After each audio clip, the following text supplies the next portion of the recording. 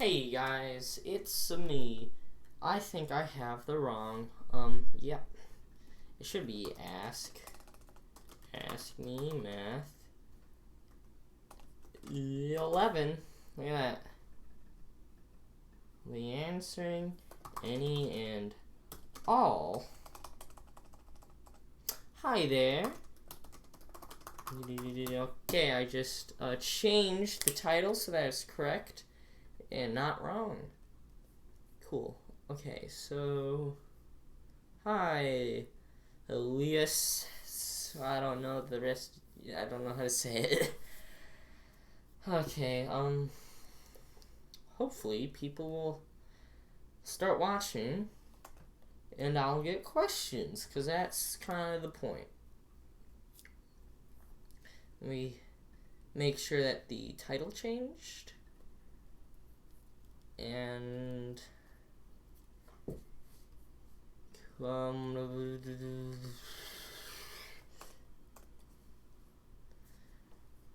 yep, Ask Me Math 11. 5 people are watching. Ask Me Math. It changed, yeah. Cool. Now Ask Me Math, that's the point. That's like the entire point of this thing. It changed, yeah. Cool. So just don't come tomorrow to school or I'm gonna beat you up.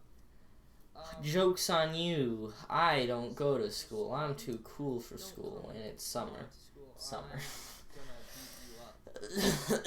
Joke's on you.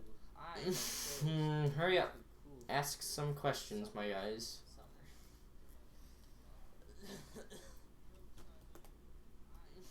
8 people watching. And not a single question. Joseph, okay, Wizarionovich Stalin. How are you? I'm doing pretty good. You know? Pretty good. Not the best, but I'm kind of tired. Not the best status for a live stream, but you know, I kind of just want people to ask me questions.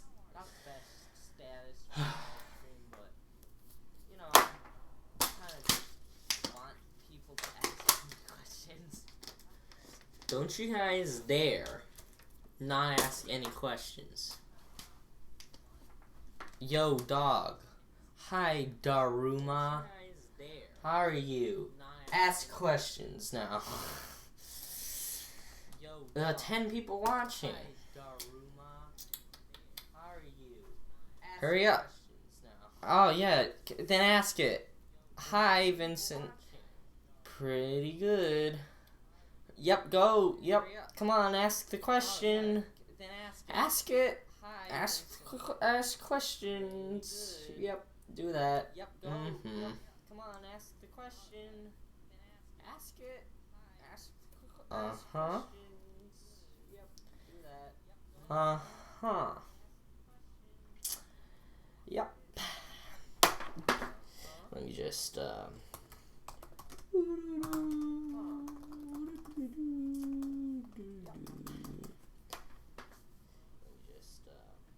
look at that. He's asking the question. So we have Z, a complex number, and we also have it that the absolute value of Z is equal to 1. Okay. What else? Continue.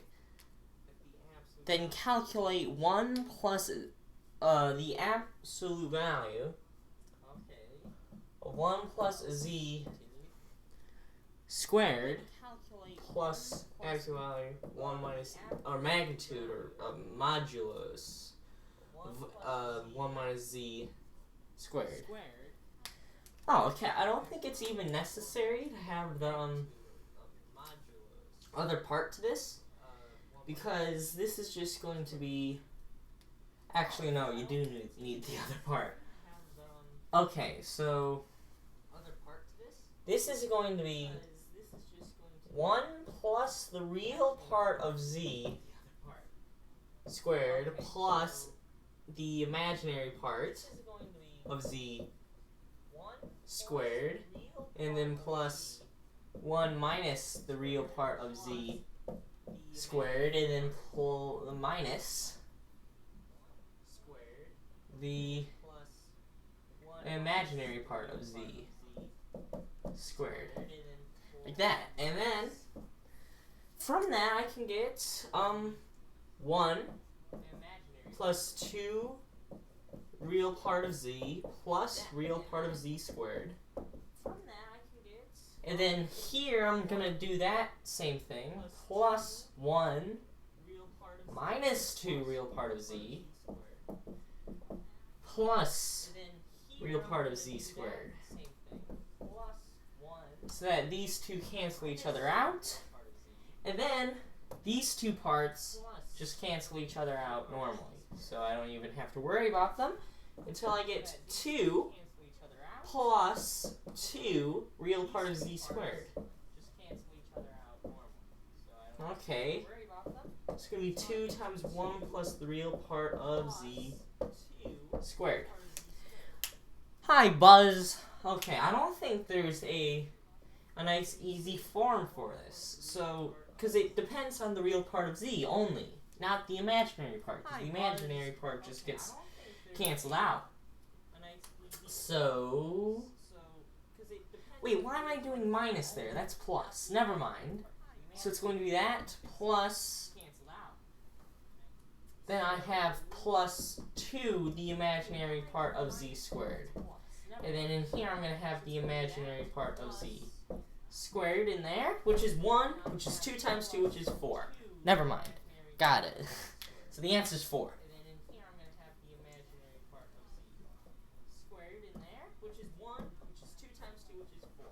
Never mind. Got it. So the answer is 4. Okay, so that's that question. Let's get another one. Yeah, I used a geometric way when I attempted it. Yeah, but I just did algebraic. I'm an algebraic person. Let's get another one. Yeah, I used a geometric way. Buzz gave me this super complicated integral. I should have a ban on integrals. Sooner or later, I'm gonna put a ban on it, cause, okay, integral of x cubed e to, oh wait, that's not elementary, I'm almost certain, but I could be wrong. Divided by x squared plus 1 squared dx. Now,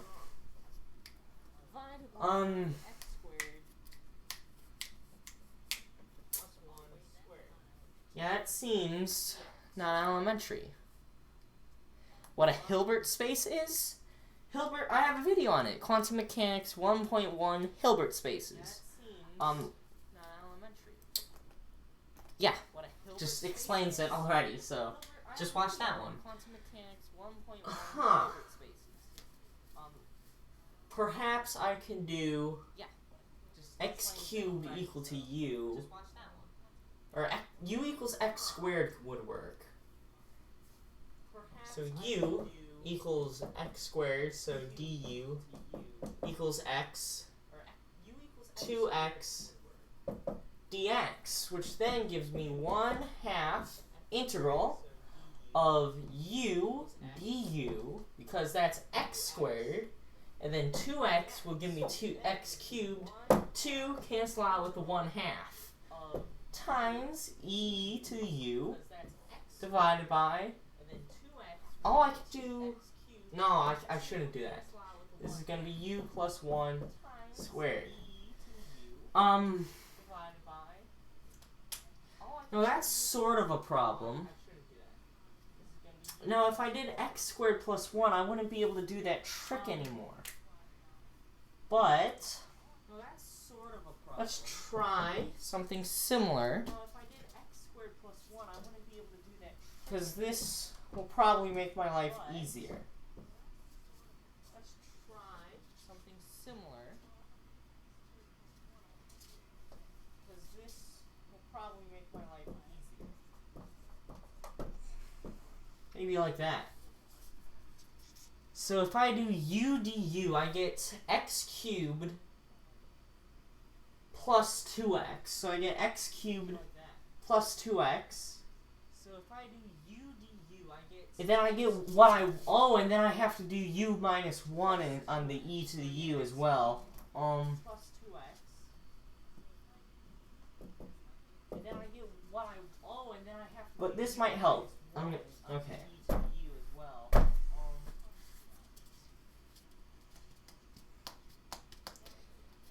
But this might help. Okay. Have you done any Lie group / Lie algebra? Could you explain it? I think it only needs integration by parts. Yeah, I'm gonna do the substitution, and then I'm gonna do integration by parts. So, u e to the u du u plus 1 squared. Which can get me, if I do integration by parts,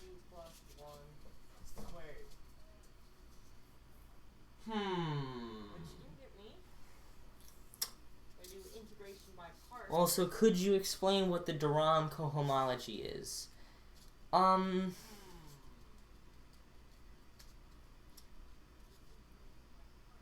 could you explain what the de Rham cohomology is? Okay, so I could very well do u squared on the bottom here, u minus 1, okay, so e to the u minus 1. That will get me two integrals. 1/2 times first integral, u e to the u minus 1, over u squared, getting me e to the u minus 1, over u du, and then minus integral of e to the u minus 1 over u squared du. These are both non-elementary, so that's not going to help. Okay.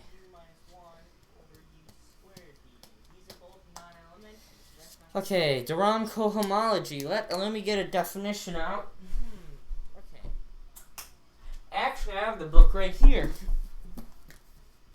Okay, de Rham cohomology. Let me see what chapter it is in this. Actually, I have the book right here.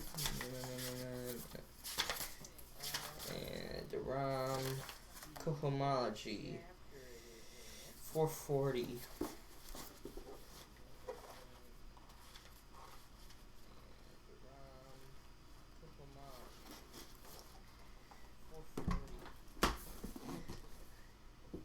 U equals x squared times e to the x squared, but that would give me something ugly on the bottom, because then I wouldn't have anything. U equals x squared times so the de Rham, but that would give me something ugly on the bottom, because then I wouldn't have anything. So the de Rham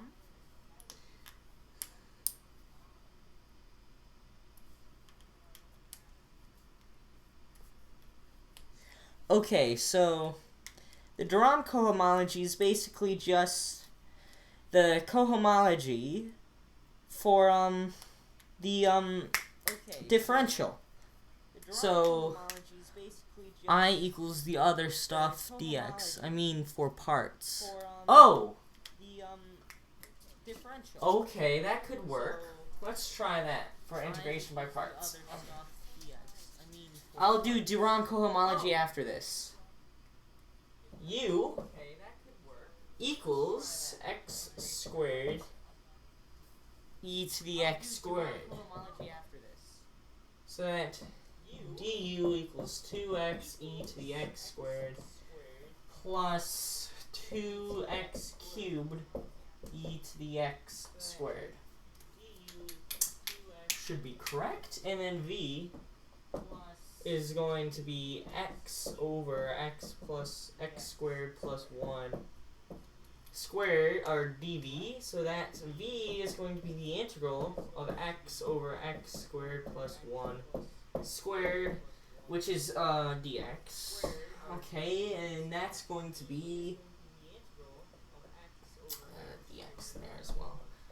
I take u for this v integral. I'm going to take u equals x squared plus 1, so du equals 2x, that this is 1/2 the integral of du over u squared, which is going to be u to the minus 2 is going to be just minus u to the minus 1 plus c, but we don't include that, and so here we get u, v, which is, and then that is x squared plus 1.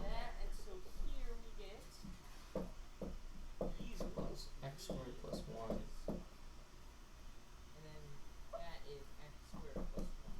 So that we get u, x squared e to the x squared, v, which is negative x squared plus 1, and minus integral of v, which is negative du, dx there, which is going to be 2x, I can fact 2x e to the x squared times 1 plus x squared, and then divided by x squared plus 1 from the v dx, got rid of that, and then this is just a simple u substitution.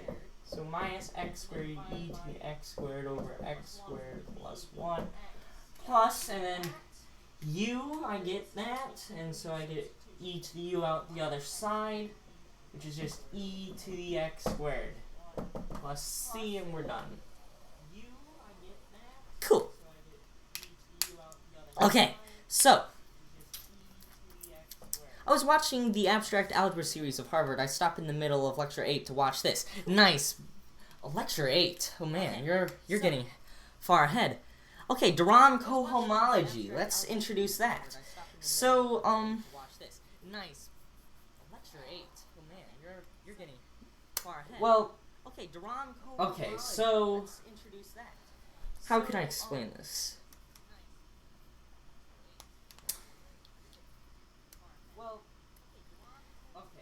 Okay, so I'm assuming that you know for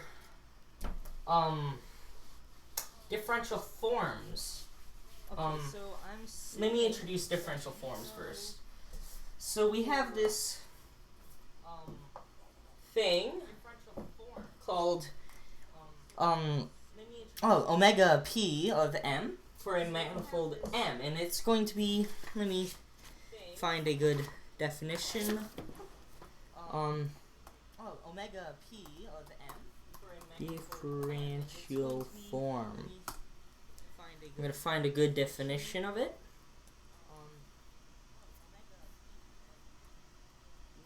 Intrinsic definitions. I'm going to find a good definition of it.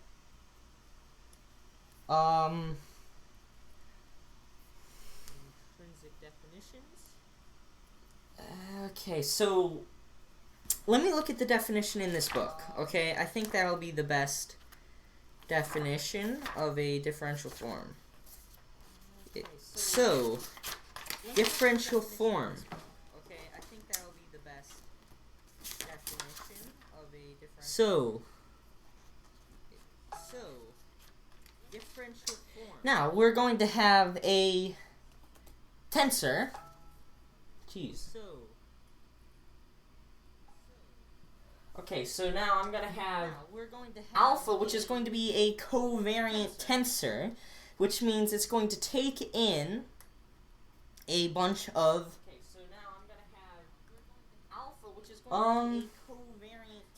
section of the cotangent bundle. Sort of. No, I don't think that's... So... Sort of. No, I don't think that's... So this is going to be a tensor on some vector space that's completely covariant, meaning it's taking in normal vectors. So if I'm doing like a collection of v1 to vn, okay? And normal vectors. So if I'm doing like a collection of v1 Ooh, wait. Okay. And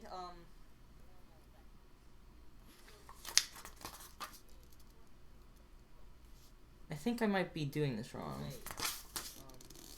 Sorry, I'm not very familiar with,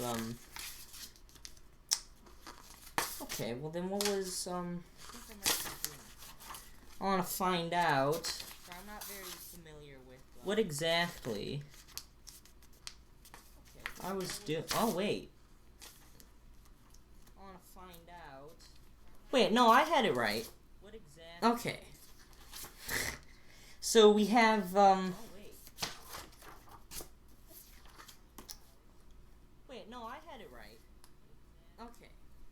So now, this tensor, which takes in n different vectors, okay?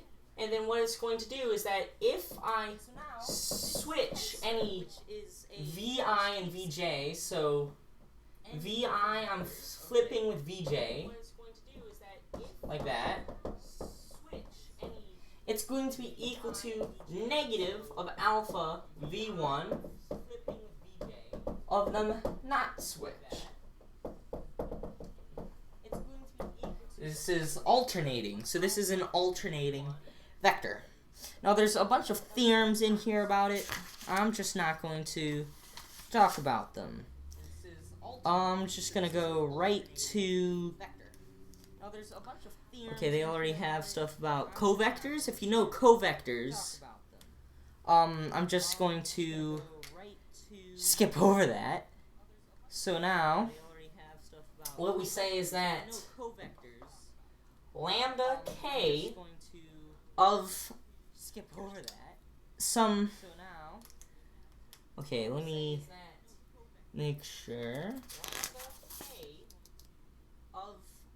I want to make sure I'm getting all the stuff right.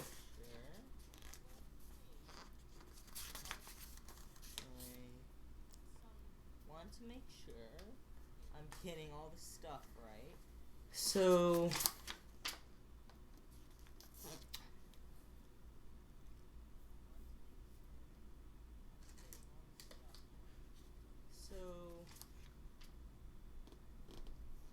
oh, okay. Cool. Okay, I was just making sure. So lambda k of some vector space is going to be the set of alternating tensors. Cool. Okay, I was just making sure. So lambda k of some vector space On V.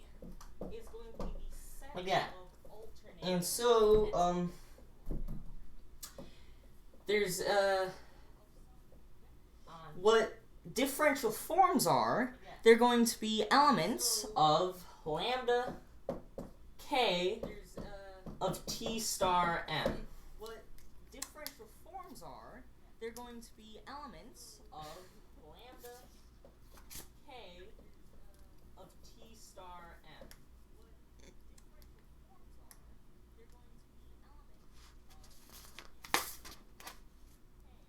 Yep.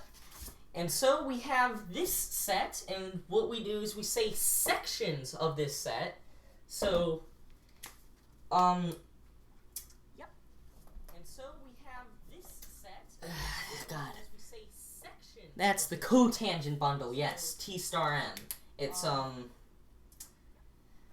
Tm is a vector space. You do all the linear maps on the vector space, you get another one. So t star m, take all of the alternating tensors of that, and then we have a section of it. So, T star m, take all of the alternating tensors. a section is one that takes you from, Have a section of it. how do I say it? So Uh, a section is let me look at the definition of section, make sure I'm getting it right. Section is right around here. Section. So if I have a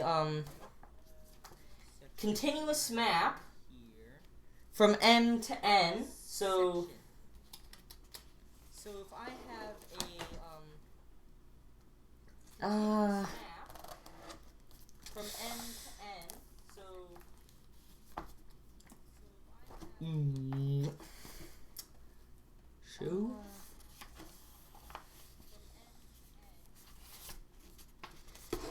Okay. I think I'm going to skip this until I... Whoa! Okay. I'm going to skip this for a little bit. I think I'm going to skip this until I... Whoa! Okay, so... Okay. I'm going to skip this for a little bit. If I have alpha... Okay, so... That takes you from T star M cross itself a bunch of times. If I have alpha, and I'll bring it down to R. This is the tensor. Okay. And then a... Okay. So someone's asking me to do stuff on the Fibonacci sequence. Look at the Fibonacci sequence. Oh, I actually have a video on the golden ratio, analyzing the golden ratio with rigor. So, I'm gonna try to find where I was. 3. Okay. I'm gonna try to find. Yep, back here. Where I was. 3. Okay. And we have a back here.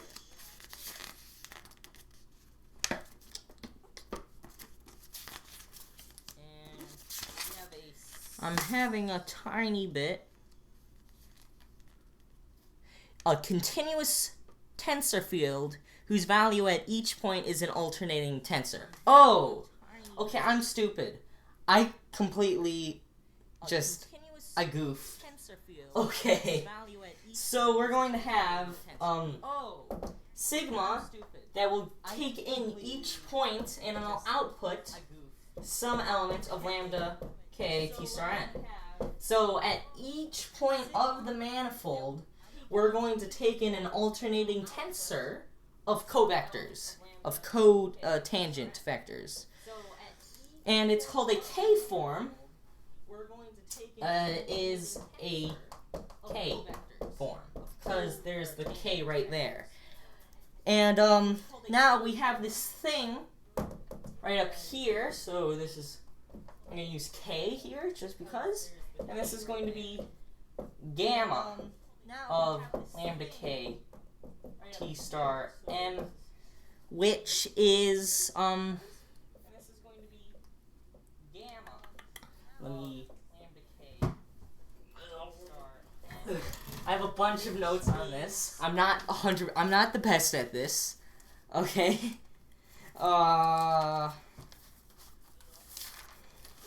Swear to God, I know what I'm talking about. I'm not the best at this. Okay.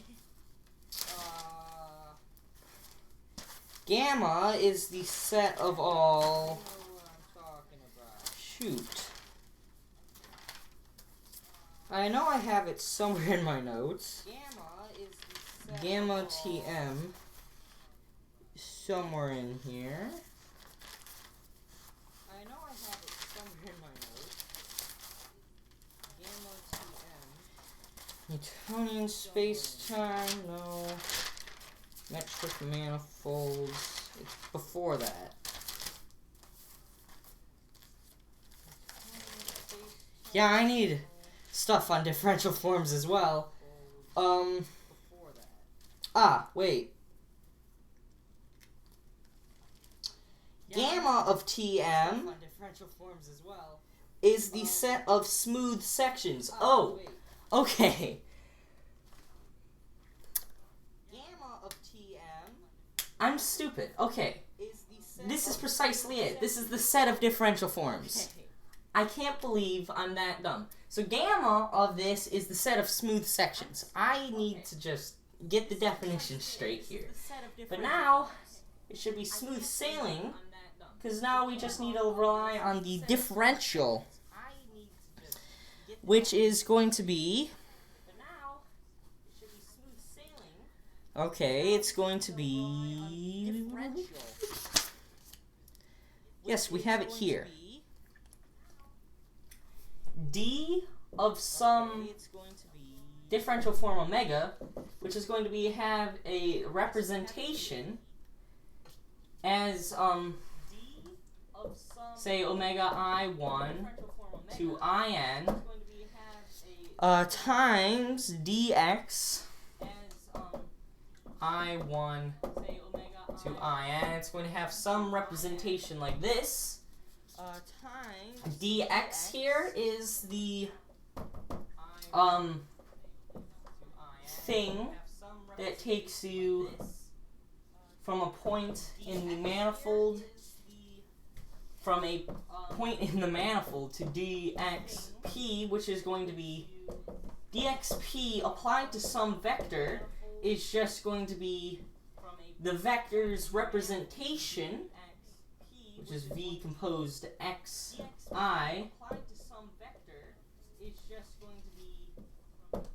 like how did I forget this? Okay,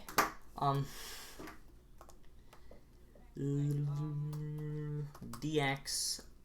How did I forget this? Yeah, okay. You get the idea. So this is just your basis in the differential form world. It acts as like the differential. I have it in a bunch of my videos, but I guess I just never yeah, I think you know what it is. So we have this representation of it, which can then be given the differential of doing d omega I1 to IN, which is a function, so we're just doing d of that, and then wedge product. So this is going to be a new one form, and then wedge product with dxi1 to IN. Wedge product, don't know what that is. Let me find it. Wedge product, don't know what that is. Wedge product.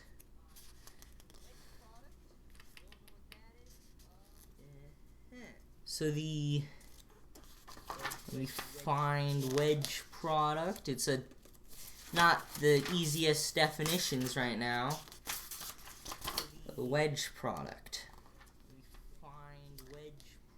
It's going to be omega wedge product eta is going to be k plus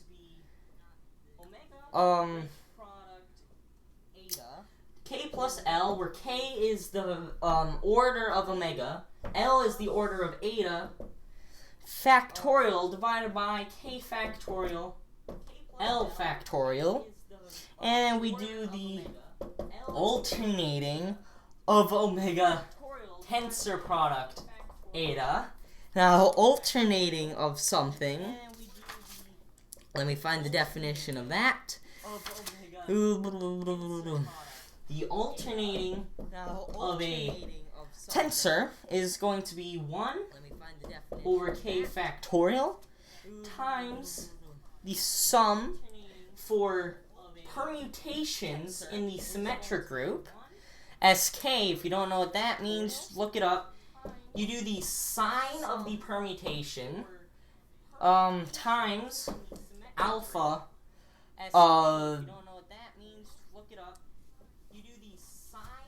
of,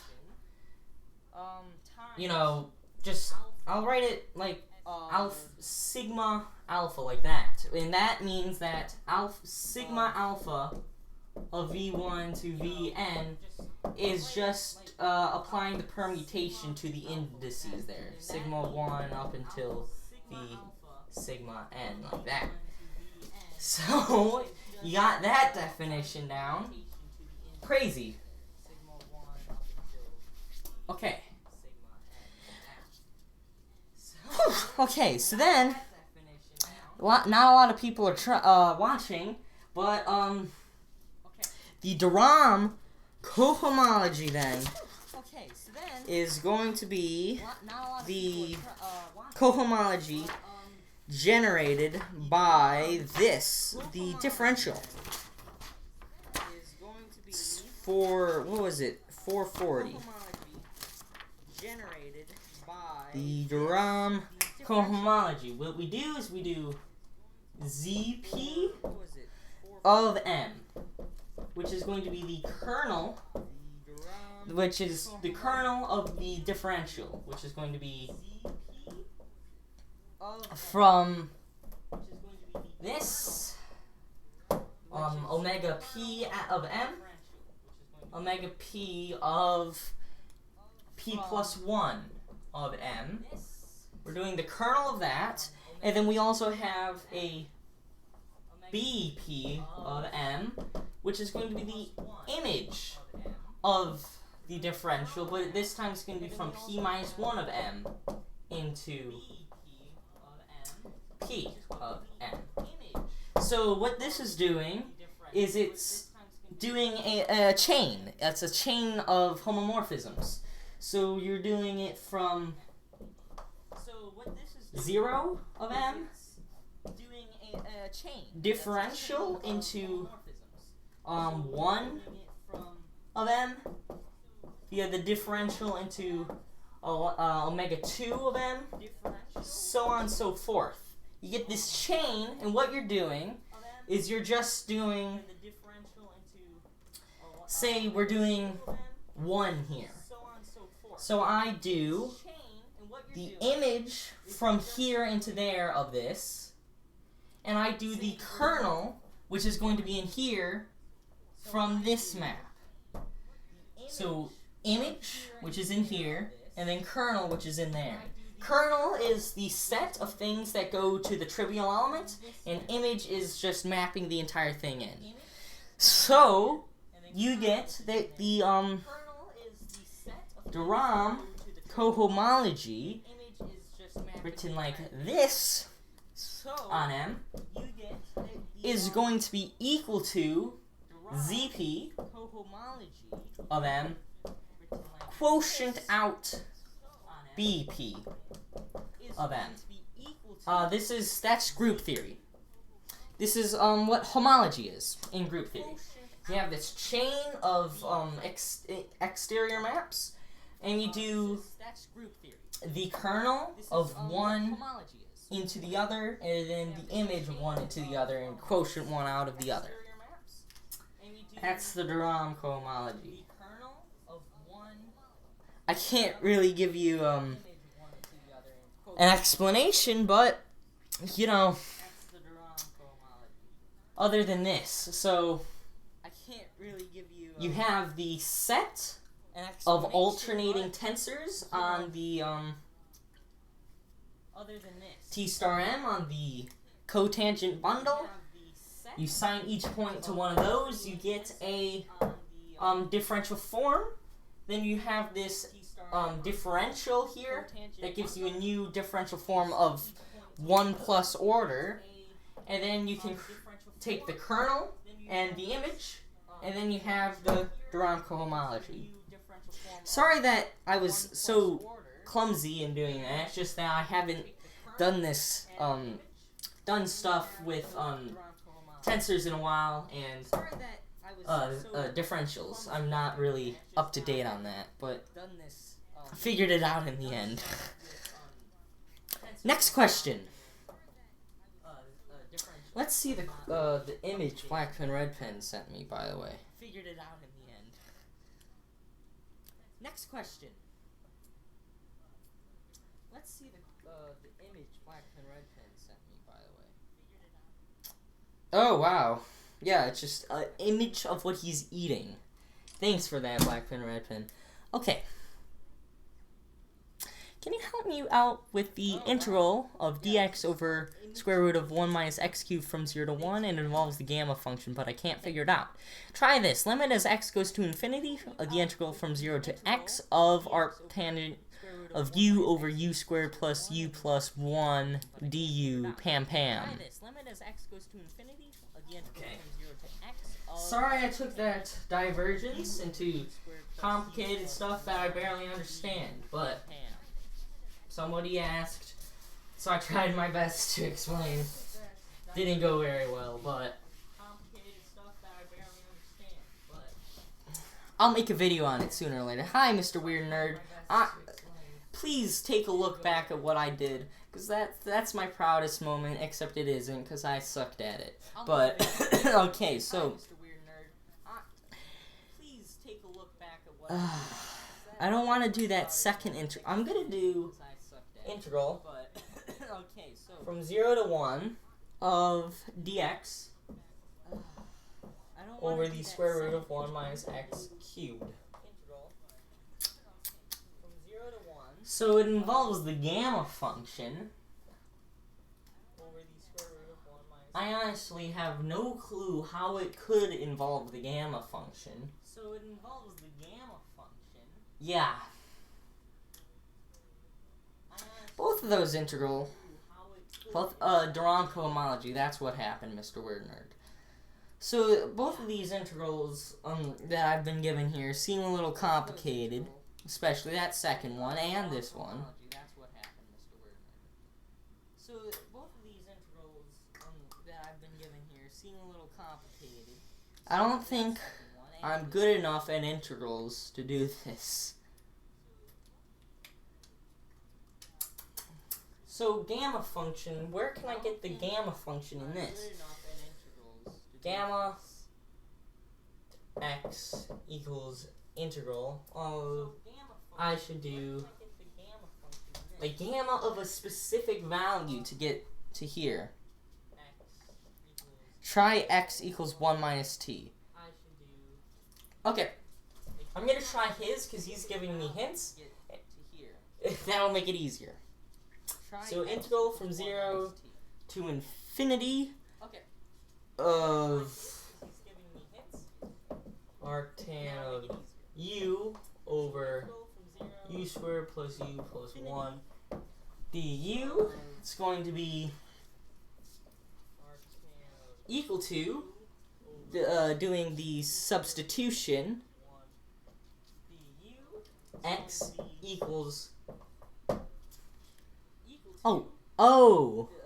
So, you're telling me to change the bounds on the upper part.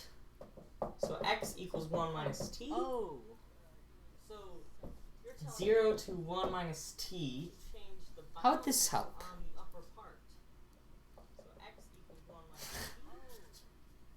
My guess. And that guess is wrong, never mind. Okay.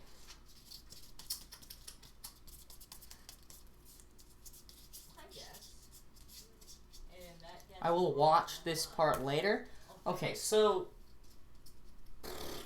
I have no clue how this could help us. Is there an x? I will watch this part later. Okay, that's what I thought. But he wrote it in terms of u, and he had an x on the part of the integral. I don't know. Okay, so let's do t equals minus u. Or u equals minus t. So dt equals minus du. So we're going to have negative integral from 0 to minus infinity. Get rid of that negative. This is minus infinity to 0. Arctan 1. Oh, 1 minus. How? You know, you really expect people to get tired of how unbelievably bad I am at, like, everything. But they don't. So, 1 minus infinity to 1. Okay, dt, that's correct. Okay, 1 minus t in here. 1 minus t squared plus 1 minus t plus 1 dt. It's going to be integral from minus infinity to 1 of arctan 1 minus t divided by 1 minus t squared is 1 minus 2t plus t squared. arctan And then I have a plus 2 minus t. divided by And so 1 minus t squared is 1 minus 2t plus t squared. Can you help me out? 4x plus 3y equals 12 and minus 2. So you're asking me to solve a linear... can you help me out? 4x plus 3y equals 12 and minus 2. So you're asking me to solve... Oh, for your integral. Oh. Oh, jeez. Okay, I messed up. Oh, for your... So for this one, he said, Oh, jeez. try u equals 1 minus 1 over y. That's super simple, Ghost Alex. Get out of this stream. So u equals 1 over y. Let's try u equals 1 over y now. So That's super simple, Ghost dy Get out of this equals stream. natural log of u, not what? Let's try u equals 1. Okay, minus 1 over u squared du. dy equals natural log of u. Okay, I should do this the other way. Du 1 over equals minus 1 over y squared dy. So this is going to be the integral from Now I should do this the other way. du infinity minus to 1 over 0 y squared dy. of arctan This is going to be the integral from 1 over y. infinity. The minus in the du, I can do that. And I'm going to have 1 over y squared plus 1 over y plus 1, except I'm multiplying the denominator by y squared, so that I end up getting 1 plus y squared dy. So it's practically the same thing, except in the top I have 1 over y instead of that. Please, I'm new to algebra, then why are you on the stream? This stream isn't for new to algebra. Okay, fine, I'll solve it. 4x plus 3y equals 12. Minus 2x plus y equals 16.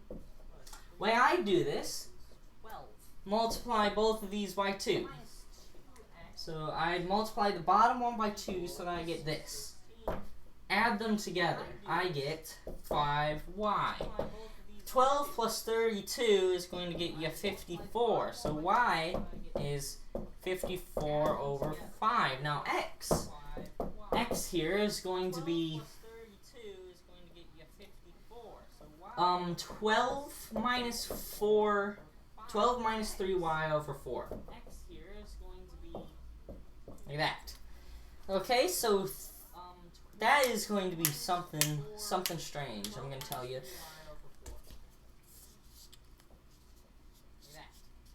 Okay, so you can get x then. Okay, that's super simple. Let's get back to the integral.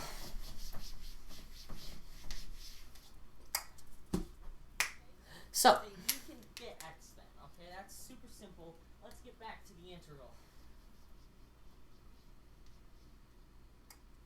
Okay, what am I supposed to do with this? Is there a fun fact about arctangent of 1 over x?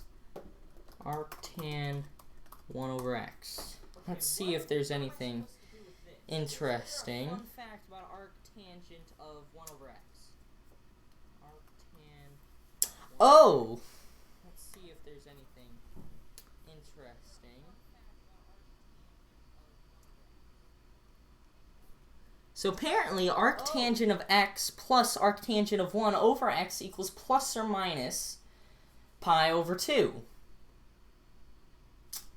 So apparently arctangent of x... So now, if I say this is I, then 2I is going to be equal to the integral from 0 to infinity of just arctan u plus arctan 1 over u, because I can just replace the variable, u squared plus u plus 1 du. Oh, would you look at that?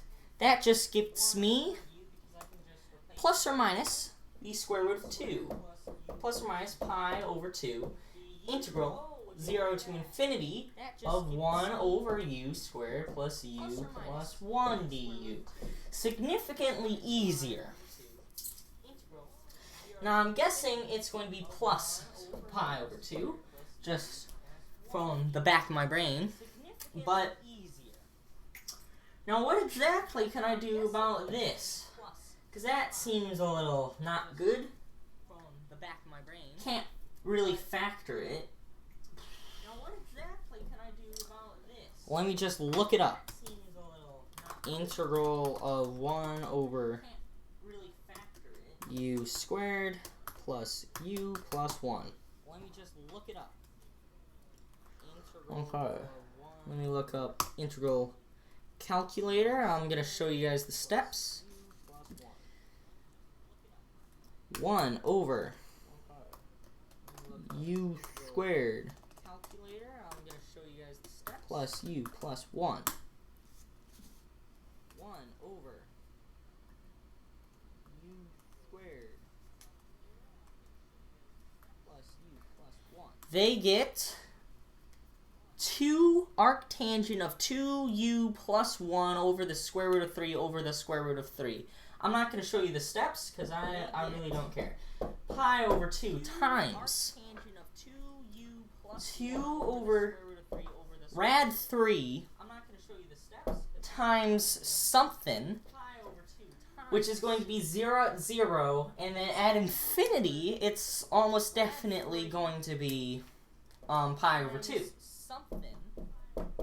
So, my overall guess here is going to be pi squared, or pi squared rad 3 over 6. That's going to be my, that's my answer. Or pi squared rad 3 over 6.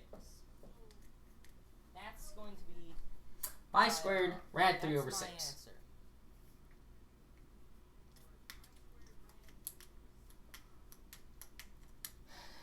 Is that the answer?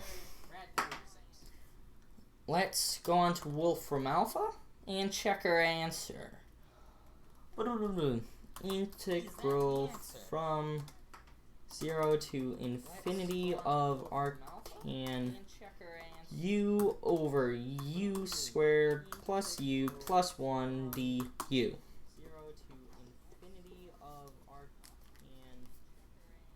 They got 0.9. Okay, let's subtract off of this. Subtracting pi squared times square root of 3 over 6. Let's see how close they are. Nope, they're not very close at all.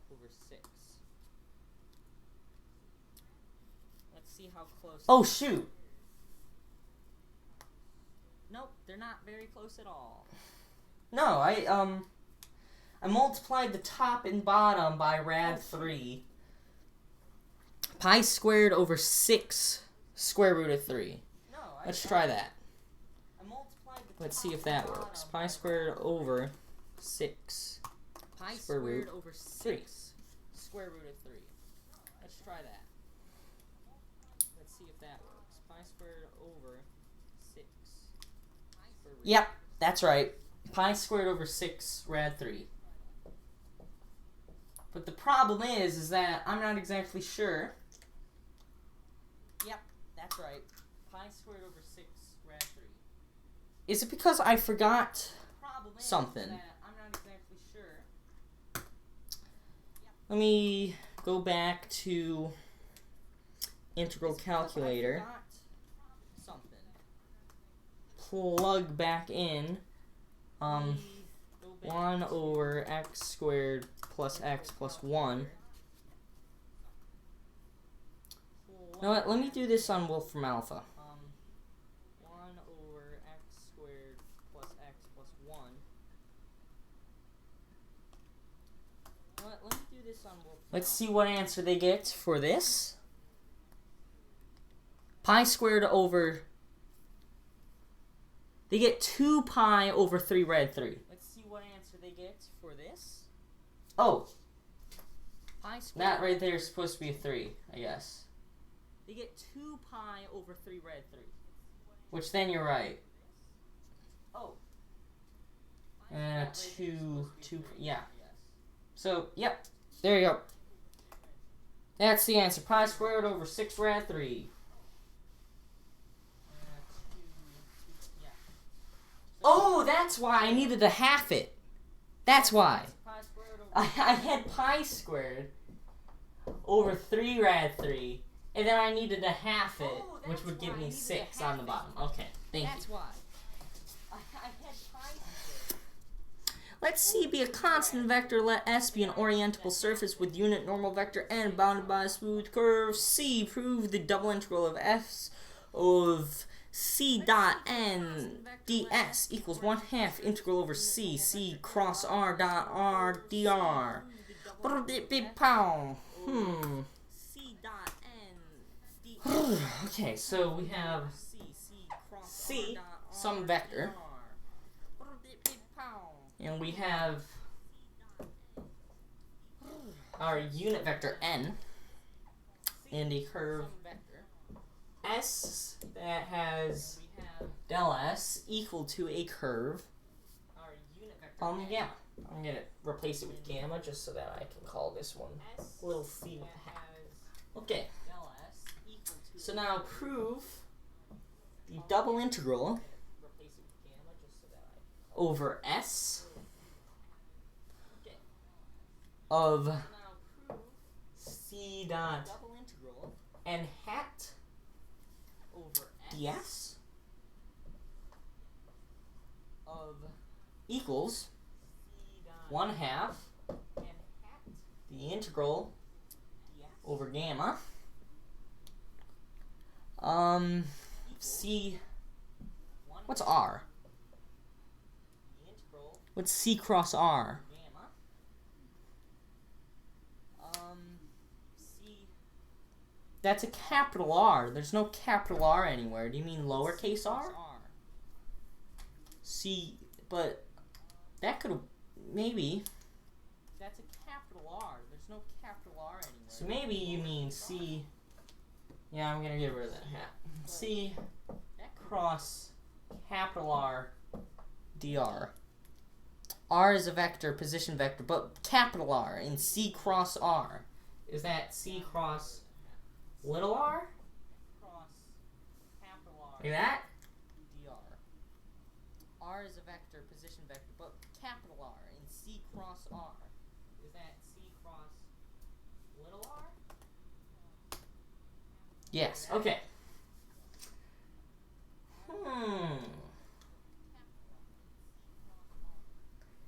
Because it's a constant vector, I'd imagine I'd be able Yes. Okay. to move it out, but that might not be useful.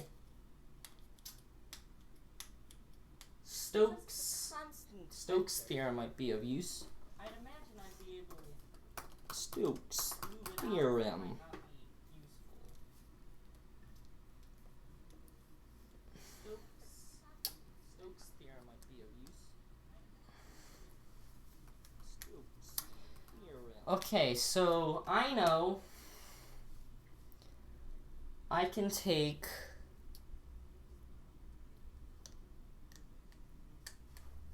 this one.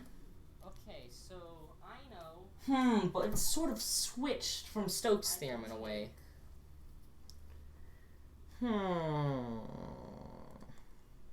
This one. Green's theorem. But it's sort of switched from Stokes' theorem in a way. Okay. Yeah, this one's difficult. Green's theorem.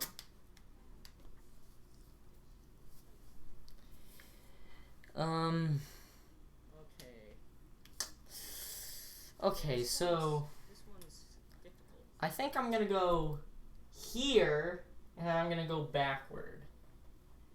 Because I'm pretty sure C. Okay, so I think I'm gonna go here, and then I'm gonna go back. Okay, I'm not very good with engineer multivariable calculus, so I'm gonna I have trouble figuring out what exactly this means. So if I have 1/2 integral over gamma c cross r, I'm gonna switch to my blue marker because I don't want my black marker to run out because I really like it. Dot dr. Okay, Stokes' theorem says that this is equal to. Yeah, no, I don't think this Stokes' theorem applies here. Okay, Stokes' theorem says that this is equal to. Let me look at Salcon. Khan Academy Stokes' theorem. Let's just see this video. Let's see their example. Let me look at Salcon. Khan Academy Stokes' theorem. Let's just see this video. Let's see their example. Let's now attempt to apply Stokes. So they have an example where you do a vector dot dr and then they convert that to the curl of f times n hat. Okay, this is just Stokes' theorem, I'm pretty sure. This is equal to 1/2 integral over s, the curl of c cross r integral over s n hat d s. So it's, I think this is just Stokes' theorem. Now all I have to do is find the curl of that, which is weird.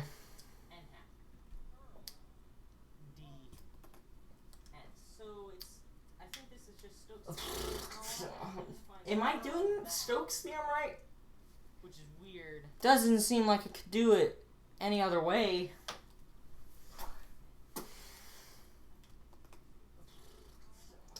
Okay, how could I take the curl of that? Doesn't seem like the divergence.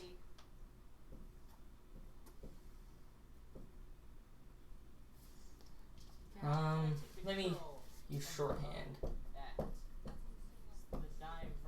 Yes, it's shorthand, but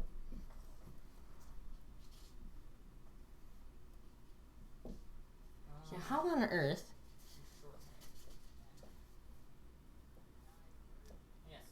So I'm guessing what we're trying to get out of here is that we get an extra 2 and then c. How on earth? I just don't see how to do that. So I'm guessing what we're trying to get out of here is that we get an extra 2 and then c.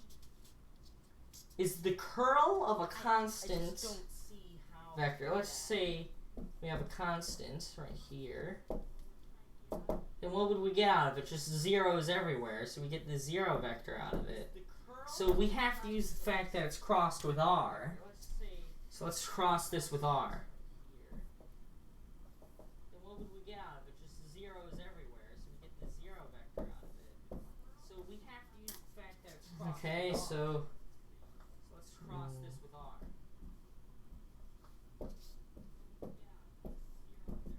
We get C1R3 minus C3R1, and then I do, yeah, ugh, okay.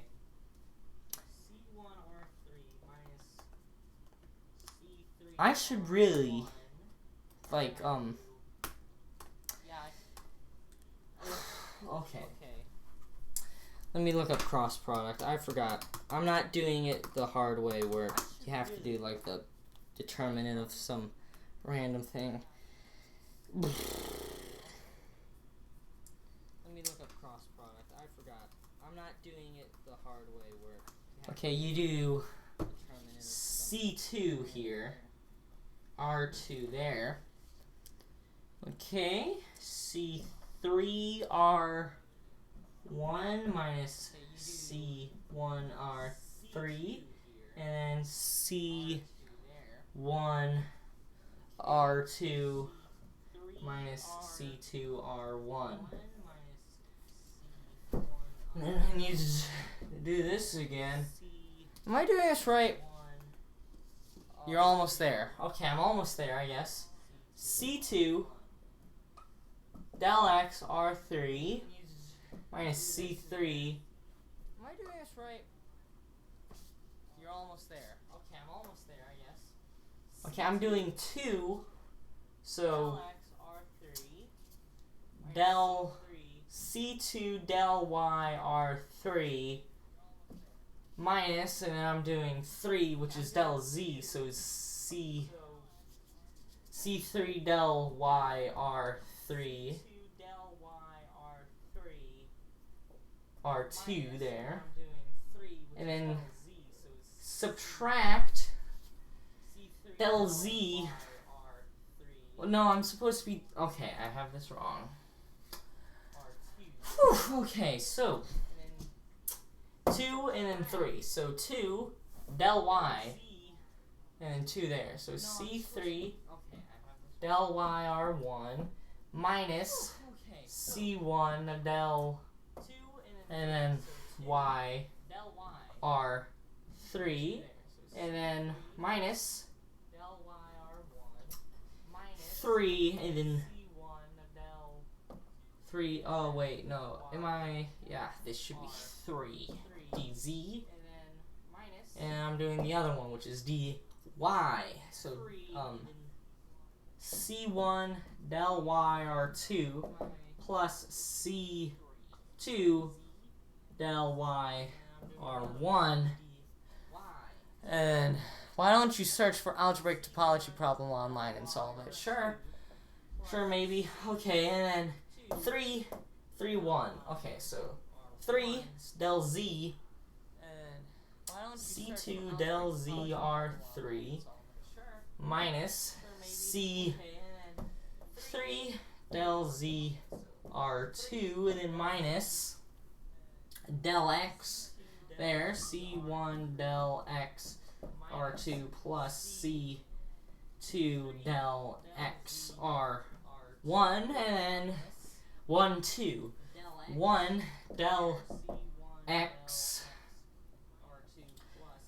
Okay, 1, 2. So C3 del X 1 2 R del X 2. No, R1 so C3 minus C1 del X del X R3 minus 2 C3. no R1 minus No, I'm doing 1 now, which is C2 3 del minus Y R3 minus or plus C3 del Y R2. Insane. del Um, Y R3 minus or plus 3 del Y. I'm in geometry, high school geometry, except I'm going into whatever I test into next year. I'm almost there. This does not seem like I'm almost there. I'm in geometry. Seems like I'm very far from being almost there Whatever I tested because of how next year. ridiculously far This does not seem into like this I am.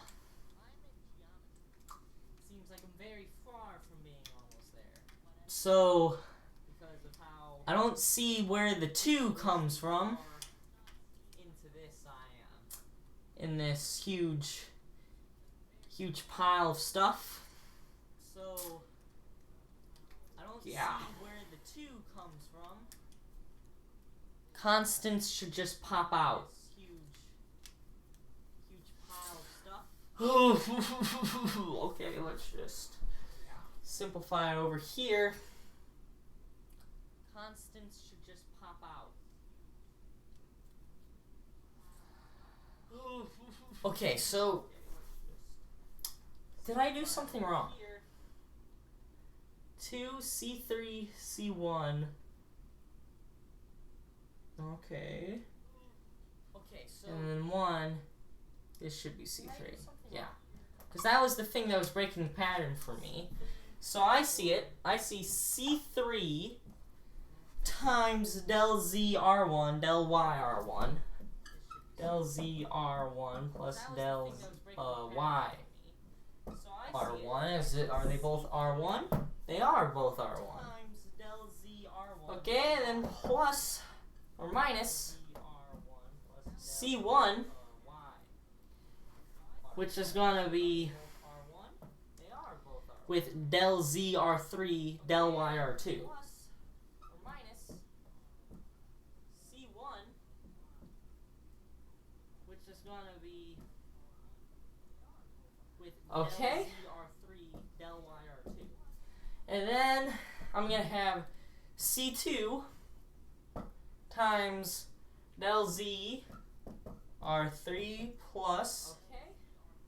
Okay, I also have another error here. This is not R1, We have C2 R3. times There, del Z R3 plus. R3. Okay, I also have another error here. This is not. I think I see. I think I see the pattern. R3. Yep.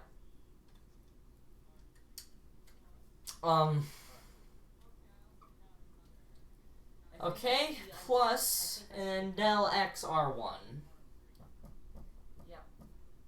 minus C3 Okay, plus and del X R1 C3 minus R1 equals X, R2 equals Y, 3. R3 equals Z. Oh! Okay. I see R1 now. equals X, R2 equals Y, R3 Yep. equals Z. 2 out the front in all of these cases. Oh, okay. So that I we see just now. have that. Yep. And Two that. out the front in all of these. And then we're also going to have So that we just have the other one. C3 minus C2. that. And then we're also gonna have Like that. So basically, the other one. C3 minus C2. I just get C cross product with the unit vector. So I get Basically, 2 times C cross product I just get C unit. cross Which I guess is that. product the unit vector. So I get 2 times C cross product C unit. N like that. TS dot I guess product. Okay, cool. I guess that solves it. How to prove that the least common multiple of any arithmetic progression of length n with relative prime coefficients and positive terms is greater than a fixed constant to the power of n. Of any arithmetic progression of length n with relative prime coefficients and positive terms is greater than a fixed constant to the power of n.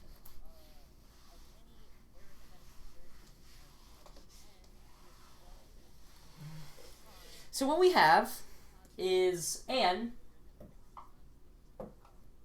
is going to be sum d times n minus 1 plus So we have an initial a 0 And is going to be with relatively prime coefficients and positive terms. plus an initial a 0.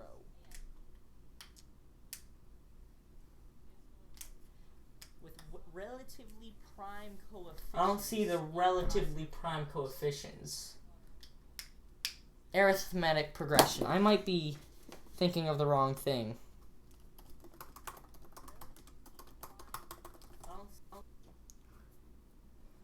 Yeah, I'm thinking of the right thing. Mm-hmm. So, how do I prove that the least common multiple, A0 and D, are relatively prime? Okay. And the greatest common denominator of D and A0 is 1. Least common multiple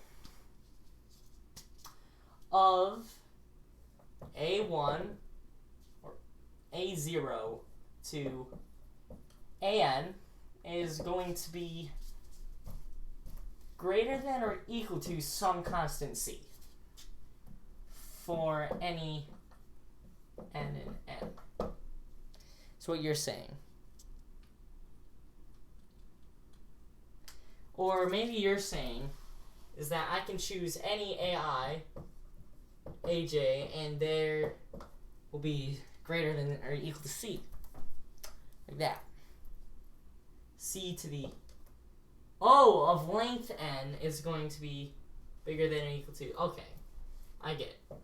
And A0 to AN, or I should do A1 here and A1 there. C to the N. Cool. So the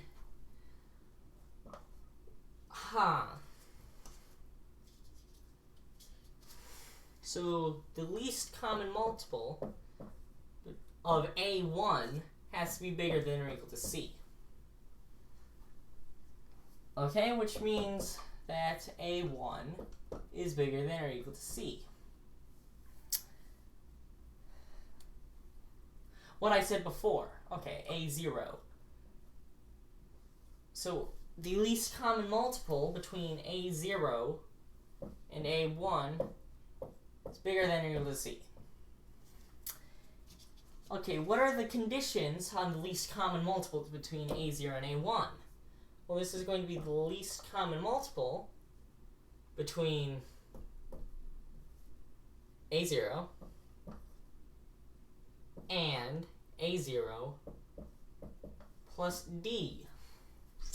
Now, A0 plus D is not a multiple of A0. So that this is not equal to 1. Or not equal to some multiple. It is equal to a multiple of A0. It's just not it's not going to be equal to A1. And it's going to be bigger than A1 then. Basically meaning that C has to be that doesn't tell us anything actually about C, but actually no, it does, because then C has to be bigger than or equal to A1. Oh no, it doesn't. It doesn't. So that doesn't tell us anything. But maybe the fact that I'm just adding on. Oh.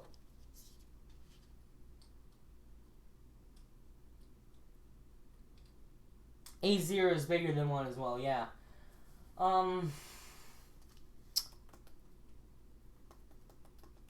There has to be some sort of special property here that I can use. So A0 plus a relatively prime thing. Let's do an example. GCD. Let's find the least common multiple between 2 and 5 is 10. Okay, least common multiple. I know what. This is just going to be A0 times A0 plus D, which is A0, A1. Almost certain that, because if I have any value, say 4, and I have something relatively prime to it, if I add on to it, these things are still relatively prime, so the least common multiple is just going to be their multiplication. Pretty sure. Hope that's true. Let me just do a bunch of examples. Because otherwise, let me do it to prove. suppose A0 plus D is going to be not relatively prime. Let's do GCD between A0 and A0 plus D. Let's suppose it's not equal to 1, meaning that they have some common divisor. So A0 is equal to n times alpha, and A0 plus D is equal to m times alpha. So they're both multiples of some alpha. Subtract them. D is going to be equal to then m minus n times alpha, meaning alpha has to be equal to 1 due to the fact that this fact. So therefore, their least common multiple is just their multiplication together. Basically meaning we have to have it that C is less than or equal to the multiplication of A0 and A1. Okay, let's do the least common multiple between A0 plus D, and A0 plus 2D. Okay. Is there a way I can show that this is, again, oh,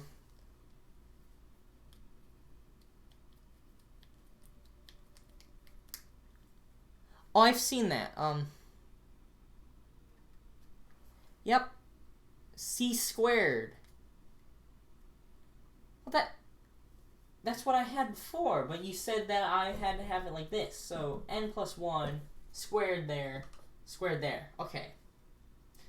Now this has to be bigger than or equal to C cubed. Now C has to be bigger. Okay, so now least common multiple between all of these. Let me see let's look at A0 and A0 plus 2D. Let's look at these two. Their subtraction gets me 2D. So as long as neither of these are even, we're good. Implies that m minus n is odd.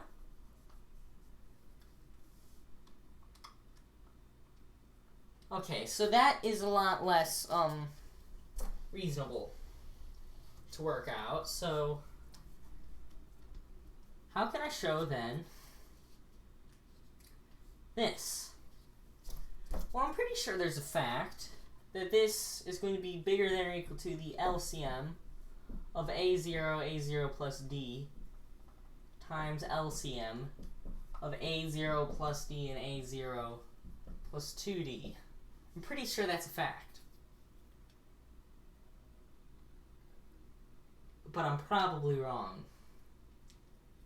Yeah, that's wrong.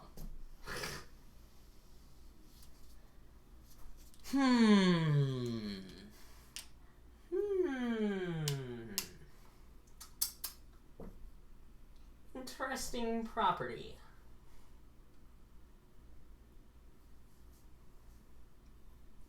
So it's C is bounded above by A0, A1. So now this also has to be bigger than A0, A1. The only thing I have to do now is find out that I can multiply this by C. Now C, A0 is going to be bigger than C, right? So C is also bounded by,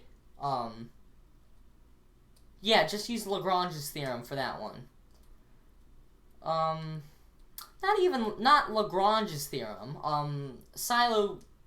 Lagrange's theorem, you can do that.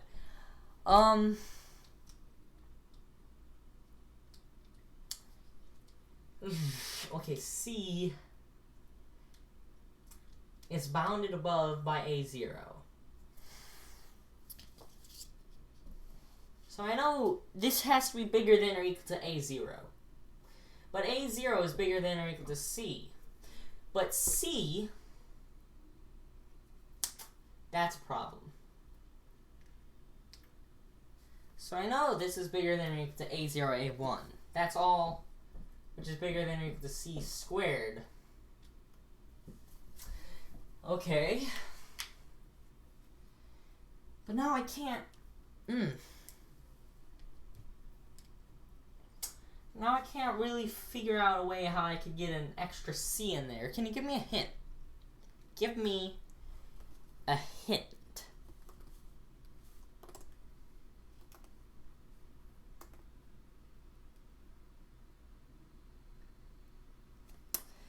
I need a hint on this one. So if you have a hint, give it to me. Because I've never seen something like this before. How would you grade this problem on a difficulty level from 1 to 10? This one, I'm probably looking at it very difficultly because I'm not the smartest when it comes to number theory. But 8. I don't know how to solve it. He doesn't know how to solve it. I don't know how to solve it. We want to show that the least common multiple of an arithmetic series grows faster than an exponential function, which is something that's a little weird.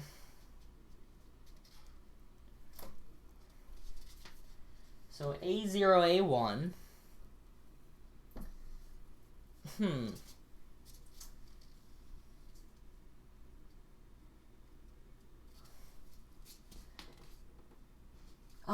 It'd be so nice if I could just do multiply by A0 again, except I have absolutely no reason for that being the case. I don't know why that'd be the case. I think it has to do with this again. And it's because, GCD between A0 plus D and A0 plus 2D is also going to be equal to 1. So these two have that same property. So maybe I can just get an A2 in here. Well, the only problem is that I'm not necessarily... I'm almost certain... Yeah, A0 and A0 plus 2D don't have the same property. From Brazil's University Olympiad. Oh man. Okay. Okay, I feel like we should have an A2 there. But that doesn't seem like it's not correct. So I think what I can do is I can say this is A0, A1, A2 divided by D. As long as I divide by D, I'm good on that. So then I get bigger than or equal to C cubed on the top, D on the bottom. Now that D on the bottom is sort of not good. I don't think it's really going to help us.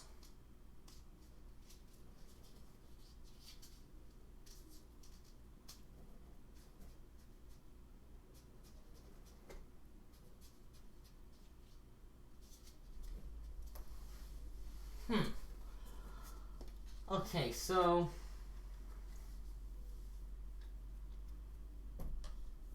that is confirmed. A0, A1 is bigger than C squared. Try use inequality of averages. Inequality of averages. Arithmetic and geometric means.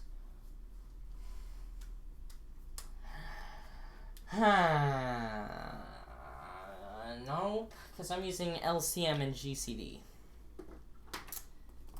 Properties of LCM. Properties of LCM and GCD.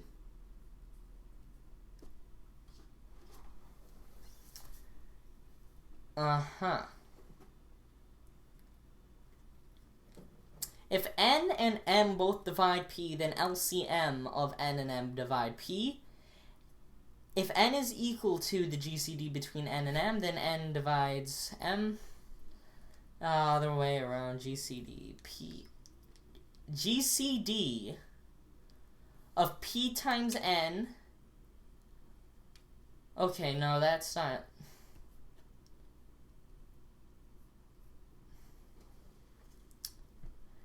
LCM of N1M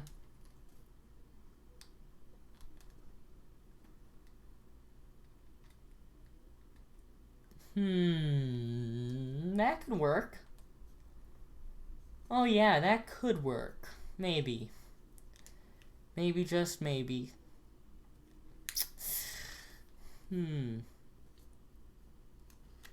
Exercise. LCM of MNP times GCDMN. Okay, I'm gonna use that fact because that seems like a fun little fact, I guess. Multiply this. No, wait. Yeah, so I can do this. I can multiply it by GCD of n with p, which is going to be 1. Okay? M with n, which is also going to be 1, and then n with p, and then p with m. Now, p with m is going to be something else. So GCD between A0 and A0 plus 2D is going to be equal to their 3 multiplication, multiplying all of them together. So A0, A1, A2 times GCD of all of them together. A0, A1, A2. So, greatest common divisor between these two is what I need to figure out. Do you know what math topic manifolds fall under? Abstract algebra. That's what you... can you explain what a manifold is or what a fiber bundle? They're usually not called fiber bundles. They're just called bundles. I don't have a video on bundles. Manifolds do not fall under abstract algebra, by the way. They fall under topology and geometry. What?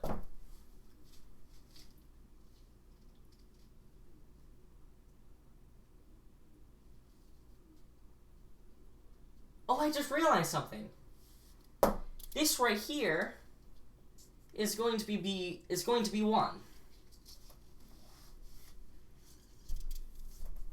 Because, 2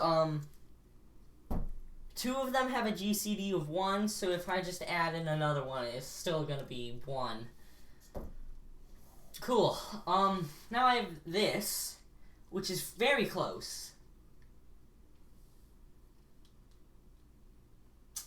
But the only problem is this. But I know that this has to be bounded by D, is what I'm guessing. That's bounded by D. So,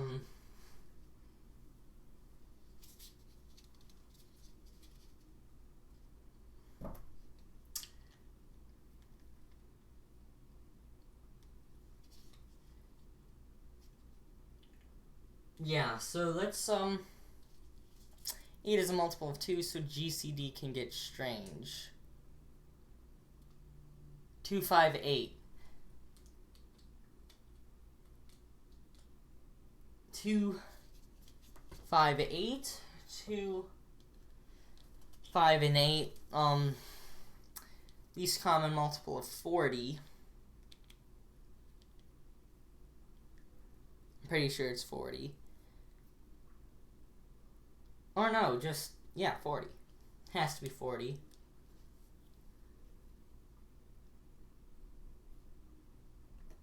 Yeah, okay, I'll try that. So A0 and 2D. So this is actually bounded by 2D. Okay, so now I can divide this by 2D. Just leave that there. Have a less than or equal to there. And then, or greater than or equal to. And then,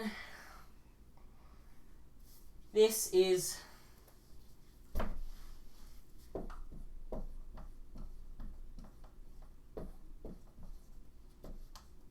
bigger than or equal to c cubed is what I have to show. Hi, technical, whatever. Okay. My laptop. Oh, that's what happened. There. Okay. So I have to show that this is bigger than or equal to c cubed. Right here I have the GCD between A0 and 2D.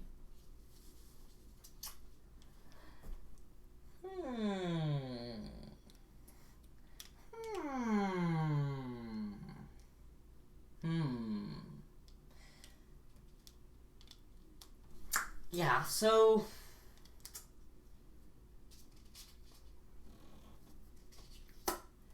yep.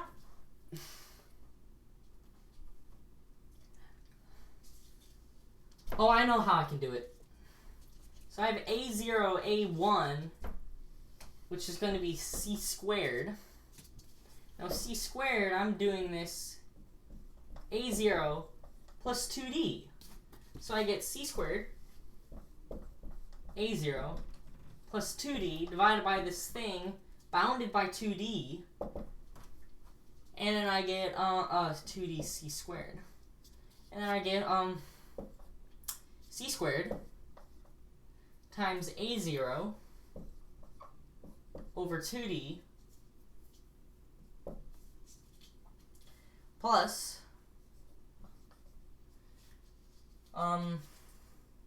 c squared. So I get something with c to the fourth, which is then obviously going to be bigger than or equal to c cubed. Like that. Because I get c to the fourth is bigger than c cubed because c is bigger than 1. How enjoyable is number theory depends on the thing, but this is not very enjoyable to me. So what I'm getting out of this is that the LCM of A0 to AN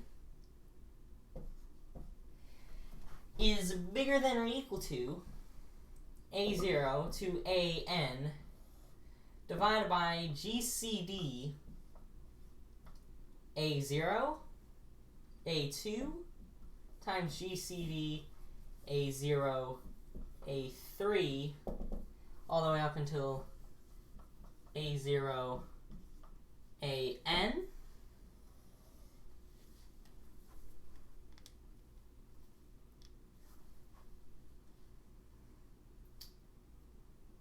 Which is then going to be bigger than or equal to c to the n minus 1, or c to the n times A0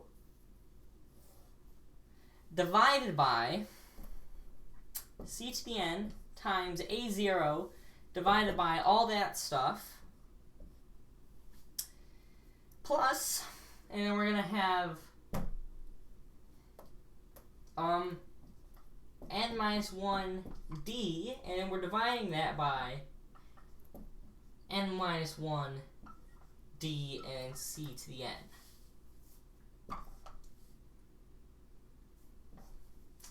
So I'm guessing that's how you do it.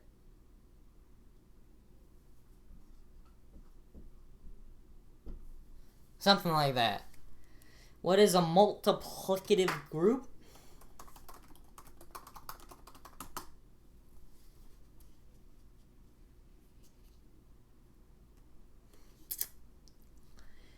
The group, okay.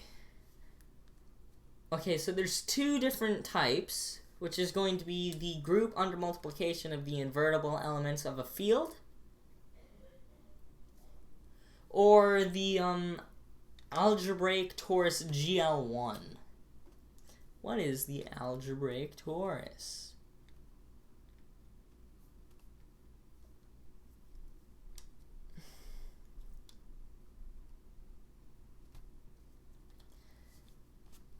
T.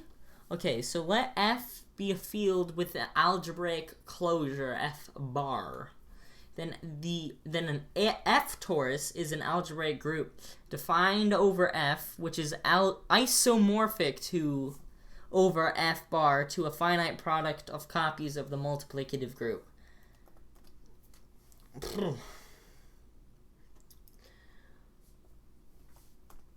Oh, you asked the same question again. That's in the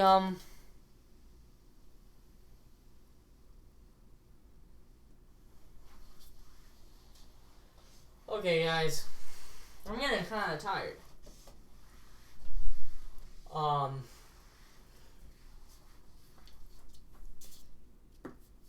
My child, this is too big for you. What?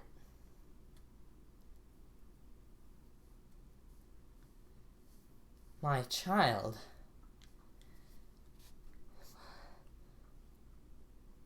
What are you referring to? Natasha? Okay, so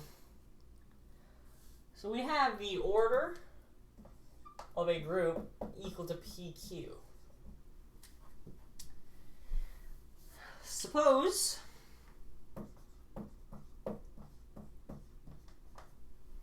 H is a subgroup of G. Then H, the order of H, divides the order of G. Which means that the order of H is either going to be PQ or PQ. Okay.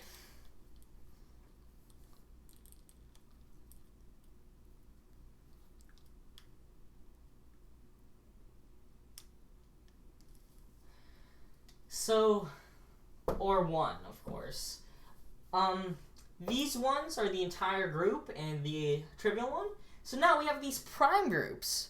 Now, groups of prime order have the very specific property that they are cyclic, I'm pretty sure. Or abelian. They're at least abelian.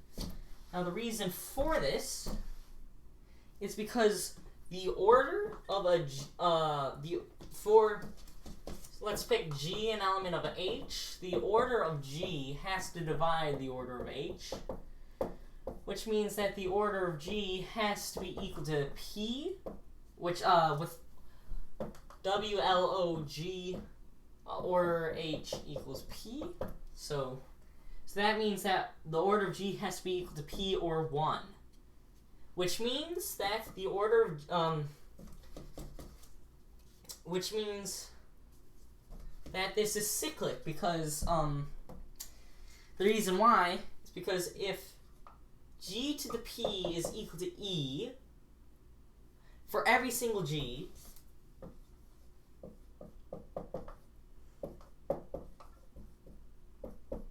so we have this property for every G an element of H such that G is not equal to E.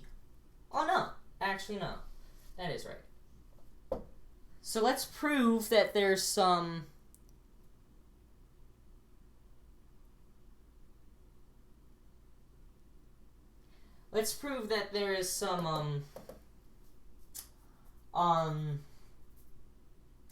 element that generates this. Suppose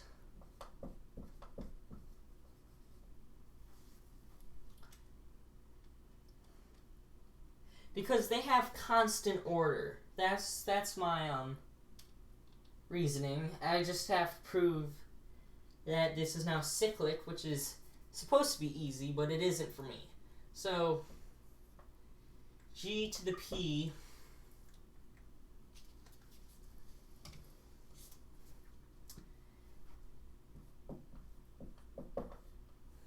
take sum G an element of H.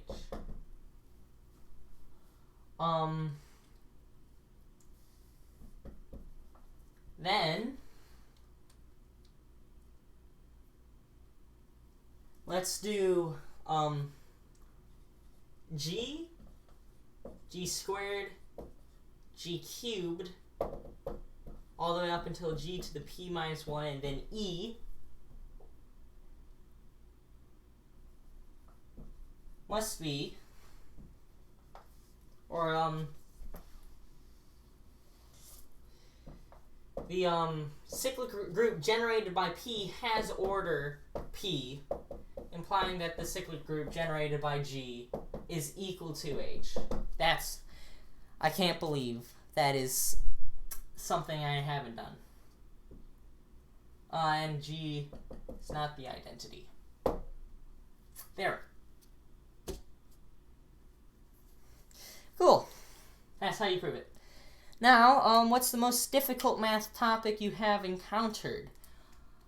Riemannian geometry gets pretty complicated, and a bunch of definitions. Lots of definitions.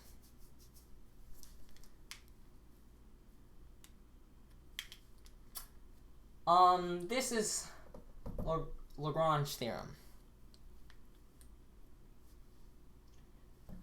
The reason why is because I can take order of G times the order of G quotient out H is the order of H.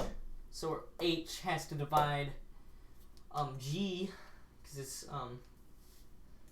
sorry, I switched those up. H, G there, so H has to divide G. And then we also have order of a cyclic group generated by G times, and then you just do the same thing where H is the cyclic group generated by G, and then you get order G divide order G, like that.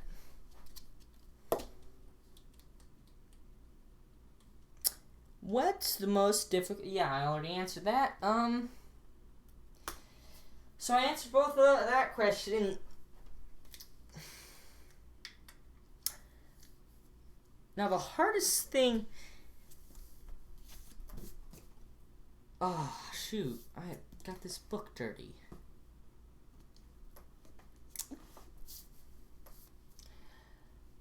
Huh. It's nearly 8 where I live, and I am tired.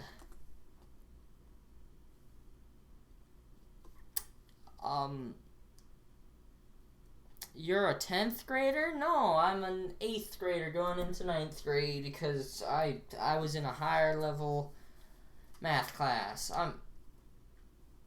I'm in marching band over the summer because I had to wait until high school. But, like, it's crazy. I'm gonna be super tired. Next. Man. So, next question. Drum cohomology. Huh.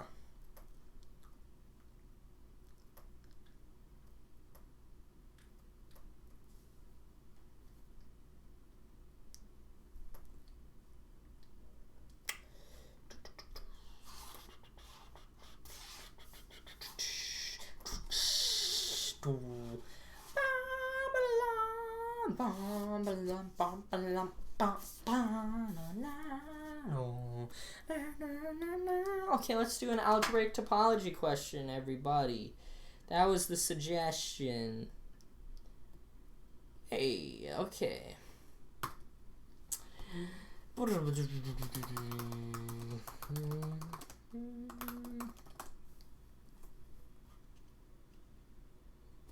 know what? I actually have a book that covers this, so I'm just going to use that.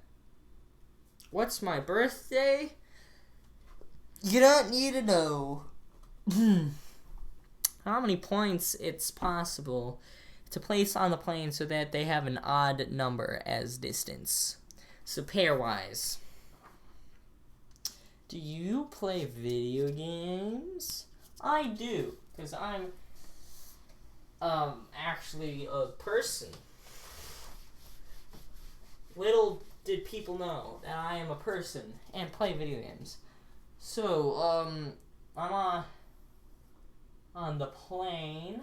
I have some points that have an equal, infinitely many. Oh, pairwise. I think you can't even place 4. Well, I could be wrong. So, right here, let's say this is 3. Let's have one that's 1 away from this one. And then 2 away from that one. No, that's not going to work. So I need to have 3 here again.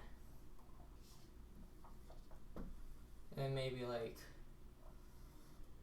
5. That'll work. Okay, and then another point I could add in, and then I can have full rain, except, okay. Maybe I can prove that it's true indefinitely. What games? I'm never gonna watch E3 press conferences. That seems boring. But, Terraria, Minecraft, you know, the standard stuff. Balloons, TD battles, bunch, you know, normal.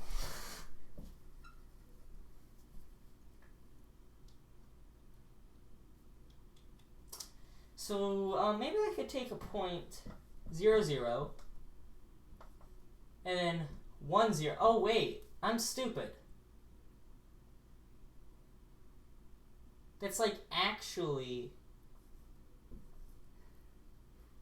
Oh, wait, never mind. No, it isn't. Okay, now, after I place down 1, 0, I can no longer go in a straight line. So what can I do next?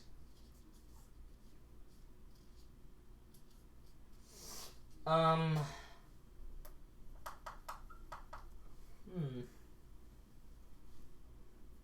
guessing it's 3.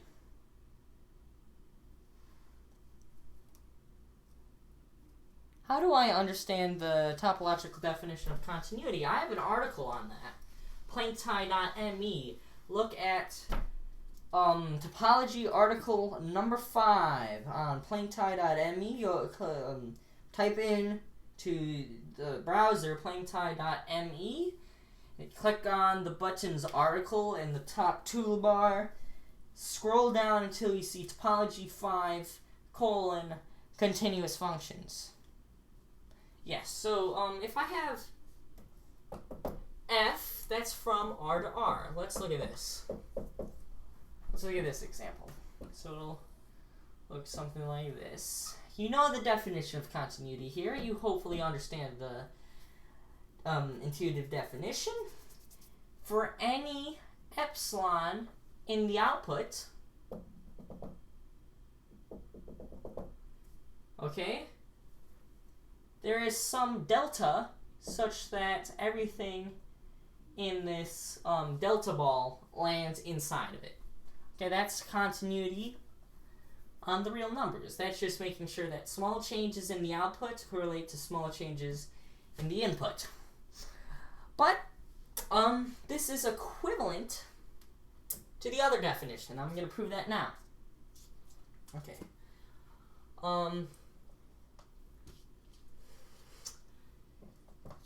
Suppose f is epsilon delta continuous. Then take U, an open subset of R.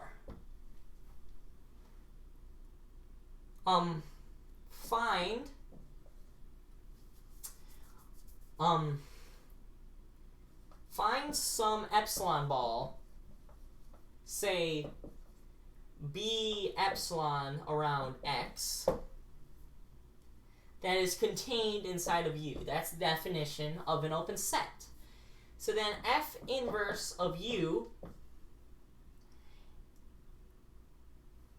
is going to contain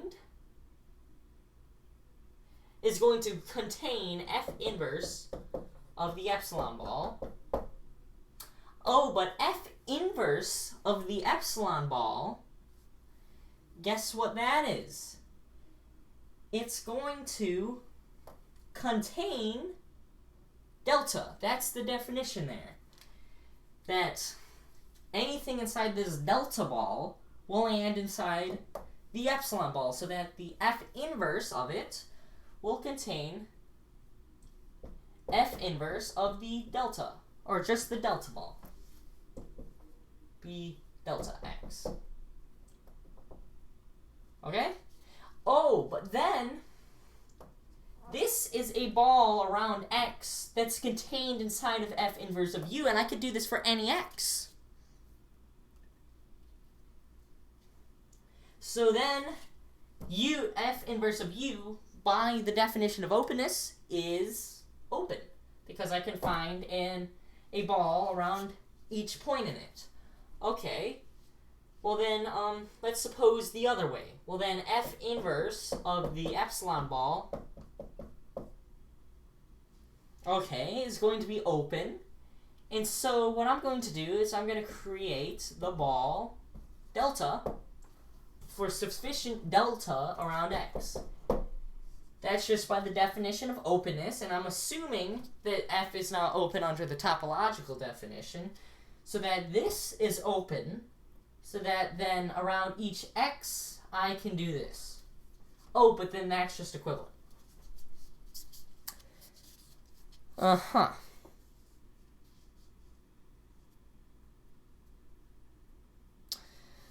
Let Z equals 1 plus 2I, and you have the recurrence Bn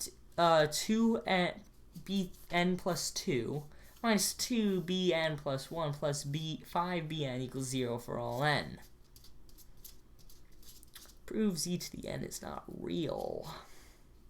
So you're asking me to prove that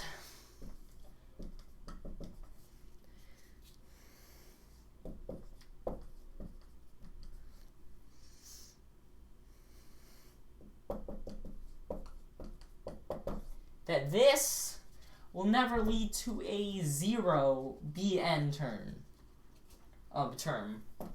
So, suppose Bn is equal to 0. Then Bn plus 2 is equal to 2 Bn plus 1. Okay, what do I know? Okay, I know Bn minus 2Bn minus 1 plus 5Bn minus 2. It's going to be 0. Okay, well then I can do that.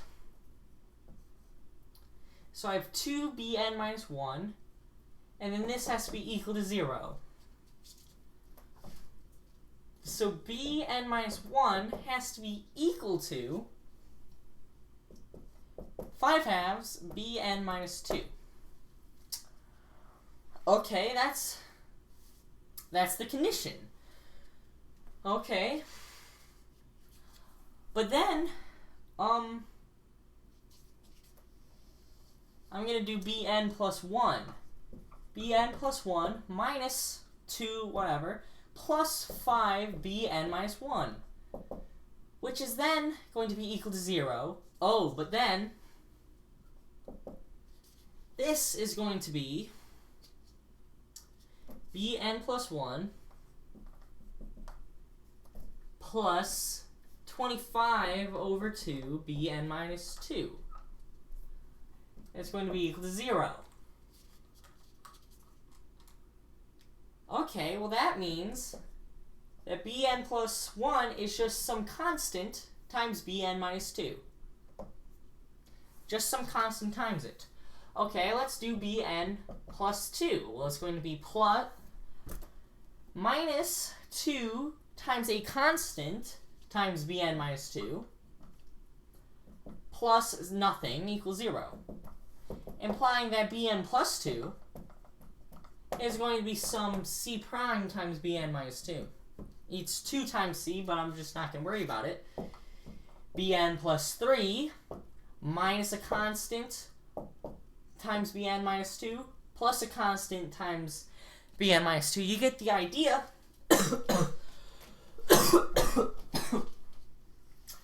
What this means is that if bn is equal to 0, that means that bk is equal to some ck times bn minus 2. Wait a minute, that's dumb of me to do. Why did I do... try mod 5. bn and an are integers for all of them. Yeah. So... okay, I could try my mod 5.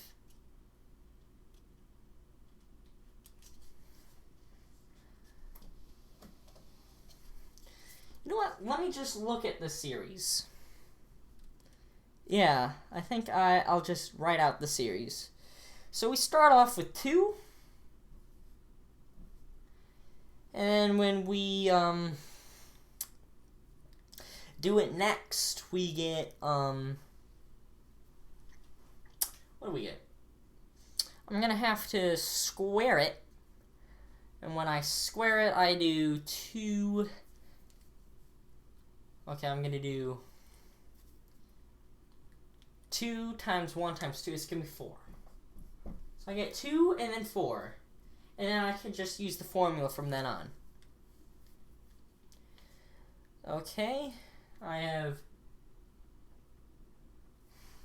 B. Okay, I'm gonna do 2 times 4, which is 8. And then plus 10 is going to be 18, which is going to be congruent to something mod 5. Mod 5, it's going to be congruent to 3. So then, what am I going to get after that?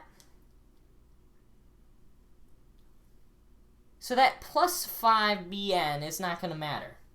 So basically I'm doing b n plus 2 is double bn plus 1. Now, so this sequence is basically seeing when 2 to the n is congruent to 0 mod 5. Which never happens.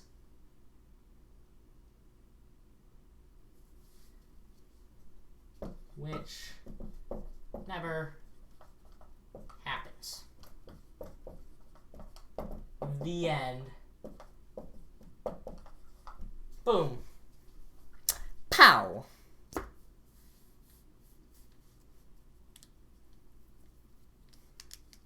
Because 2 and 5 are relatively prime. 2 to the n will never be congruent to 0 mod 5.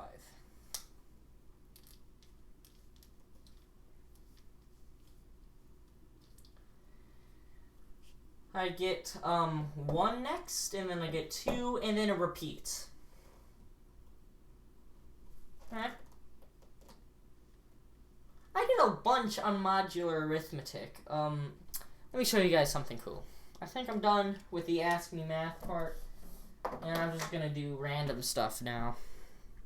So,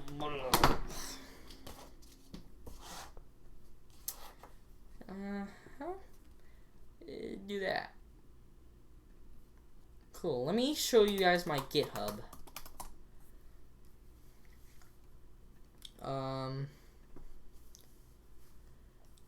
cool. I made a Discord bot, by the way. Modular. Oh, modulo. Times tables. I was inspired to do this by a bunch of other people. And I have a website to do this. Ping. Let me just link it in the chat. There you guys go. I have this thing, which I didn't format correct, but it shows you modular arithmetic pretty well. So you select a number of points that are put around this this circle, and then each of those points represent a number modulo whatever number of points you're doing. And then what you do is you multiply each of those points by whatever the multiplier is. So if I make it 1, you just see a circle of points, because each point goes to themselves. So it just takes each point to their multiplier modulo whatever the number of points is. Let's animate it. So this is changing the multiplier. You can see it has all this cool structure. I got inspired by a Mathologer video. And I just thought of a bunch of really cool stuff. So if the number of points are 7, let's do, and I think it's 4. I forgot what it was. 5, 4, 3, 2, 1, 6. Look at that. You get these straight lines. You just get a bunch of lines. So let's do 8 maybe. 7. If I do 7, you get a bunch of straight lines. Now the reason for this is because 7 is -1 mod 8. So when you're multiplying it, you get flipped to -1. Each one of these points goes to -1. Okay, and then if I then did 8, that's, you know, multiplying by 0, so every point goes to 0. 9, boom, 10, 11. Now 11 is sort of weird because it gets you a grid. 11 times 0 is 0, and 11 times, well, let's count, 1, 2, 3, 4, 5. 11 times 5 is 5. What is the special property about this, I wonder? Well, I remember there was a similar thing with 7, but I forgot what number it was. 13 here is 5 mod 7.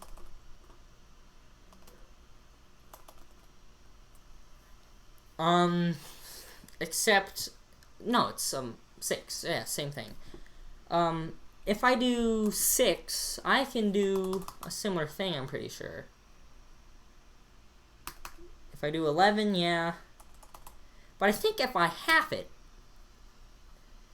you see each one goes to their half, and then if I add 1, I get this, which is cool.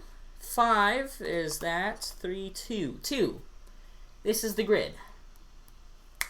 Thing is, why is it the grid? 3 gets sent to 0, obviously, but 2 gets sent to 1. Does it? No, 2 gets sent to 4. Okay, so is anyone watching anymore? No. No, 7 people are. Never mind. So 2 gets sent to 1. No, 2 gets sent to 4. I just established that. Now, if I do an even number, just a general even number, this will approach a cardioid. Okay. Just any number, actually. That's what 2 does. And the reason why is in the Mathologer video. But if I do two relatively prime things, like 3 and 8. Oh, okay, I just got it. I just figured it out again. If I have 4 here, I get this singular line. But if I double 4, then I get the grid. So if I'm doing 7 and 6, I get this. But if I double 7, I get the grid. Now the reason for that is because I'm no longer... This is now negative modulo 14. This is now negative 8 modulo 14, which is negative 14 over 2 and then subtracting 1. So let me figure this out myself. I had this figured out before, but I forgot it, and it's a cool thing. So if I know that I have n congruent to minus 1 mod n, or mod p. Let's do that. It's not necessarily prime, but mod k. And then let's do n is going to be congruent to minus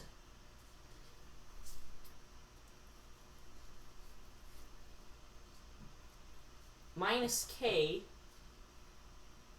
plus 1 minus k minus 1 mod 2k, which is going to be 2k over 2 plus 1. So we're doing, and then the 2k on the top is basically what we're doing is we're halving it, and then we're doing minus 1. So it's going to create a grid. Man, I wish you could speak my language, because I got really good abstract algebra and calculus books. I studied from them for the National Olympiad. There are some really hard problems in there. What do you mean? Oh, is it, are you talking literal language? I thought you meant figurative. So, in doing this, if I suppose, let's multiply it now. So let's do n times n. And now let's suppose n here is even. Times 2m. This is going to be minus 2k over 2 plus 1 times 2m. Which is going to be equal to, I get minus 2km plus 2m. Oh, cool. This is congruent to 2m. So, even numbers... Oh, sorry, I have a minus there. Minus 2m. Minus 2m. Even numbers get sent to their negative. It's like the horizontal line there. But then odd numbers, 2m plus 1 equal to... Okay, let's just ignore all the things that we don't need to know. 2k over 2 plus 1 times 2m plus 1. 2m there doesn't matter.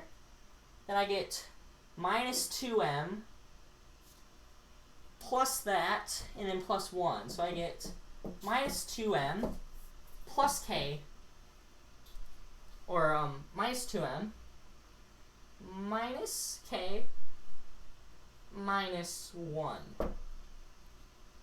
So I get the negative of 2m plus k plus 1. Ah, look at that. That's 2m plus 1 plus k.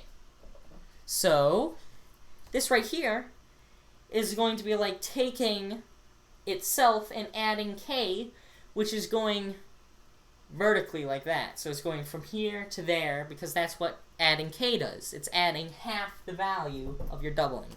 So it creates a grid. Romanian. Yeah.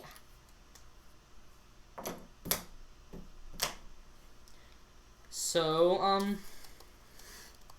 that's a cool thing I saw. So let's do 100 and 101. See, it's like that. Now I double it to 202. I get a grid. Now there's something that's annoying me. Let me just fix this. Edit.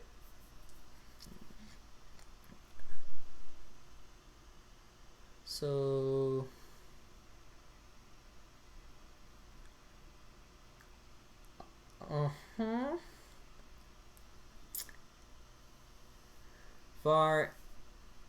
so the position of the point is that, and then I'm drawing a circle that's tiny bit smaller, and I didn't correct for it. Making it height by height. Oh. And then I should probably not make it height by height. That's probably what's making it bad. So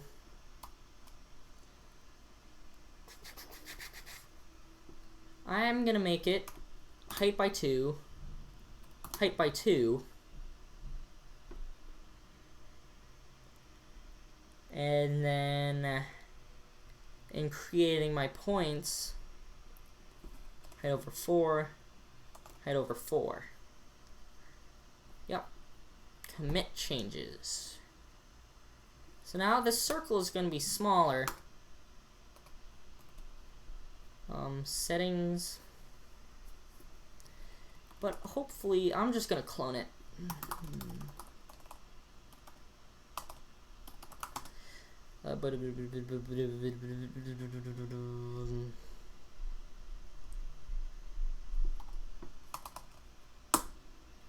Cool.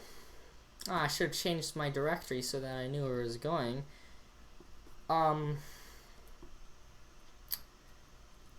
Modulo. This Mac. Should be times table. Modulo times table. There. Move that into my documents. Cool.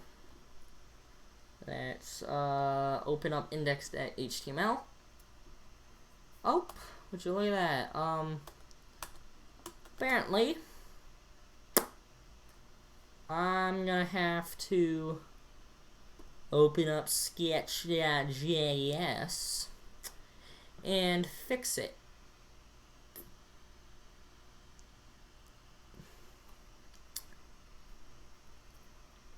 I have it right. Translate it there.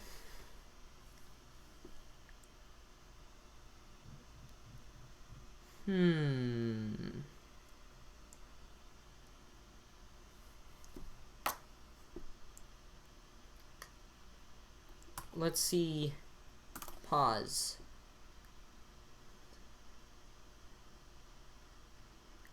Mult input equals create input 2.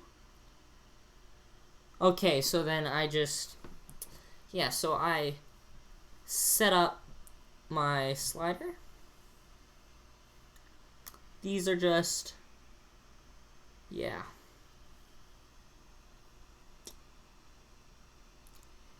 So the position of the points should be correct.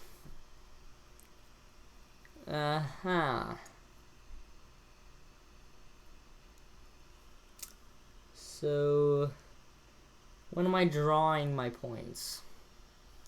Pause points equals, oh, I changed it here. Okay. Over 4.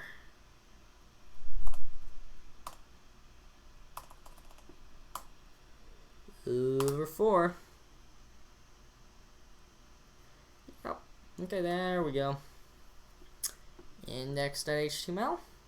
There we go. It's smaller. But now it's not overlapping.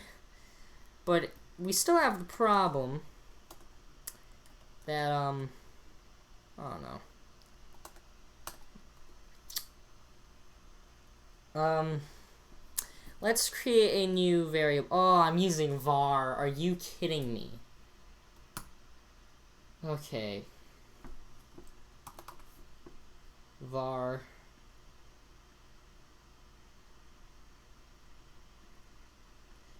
Let. Cool. Now, I'm going to say let ellipse H. Okay, I'm going to R. I'm going to choose some R at the beginning. I'm going to say R here is height divided by 4. Maybe I shouldn't rely on the height.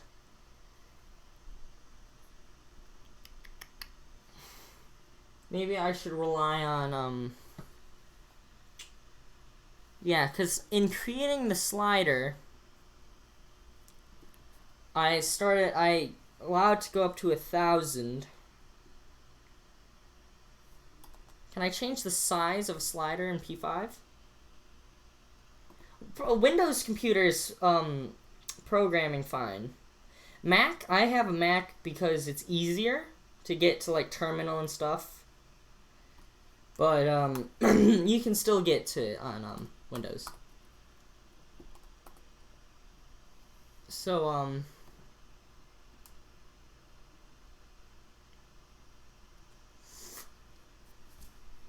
let's... okay. Adjust size of slider P5.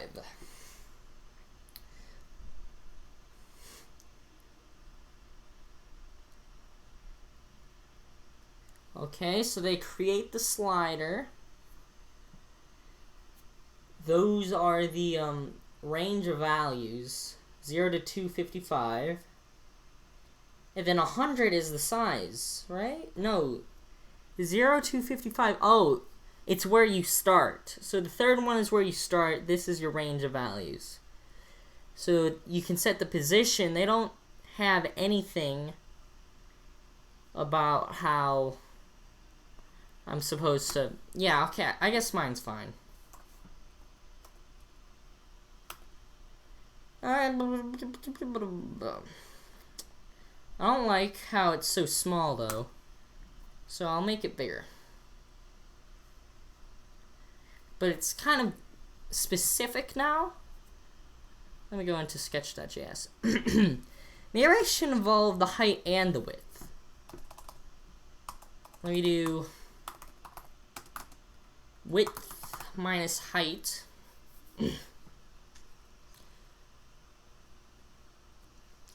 So, let me look at where I'm putting these. Points input. Where is points input? Okay. Width over 2 plus points input dot width. Okay, I get that. Plus 100. You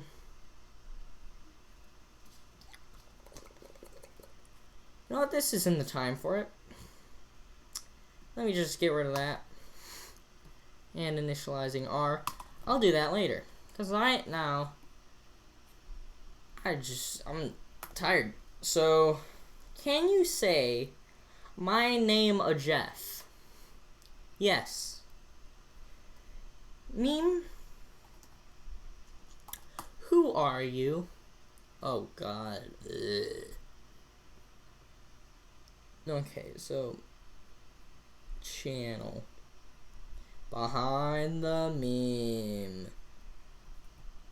Behind the... Wait, you've commented on my videos. So I'm just gonna find one of your comments.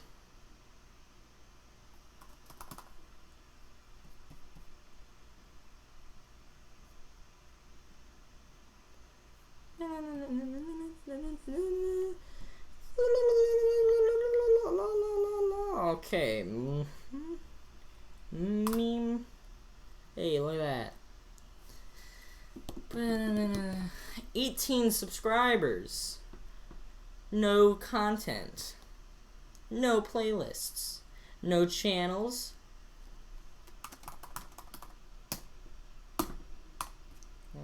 Just comment that. About nothing. Cool. Good job, man. Really making a name for yourself.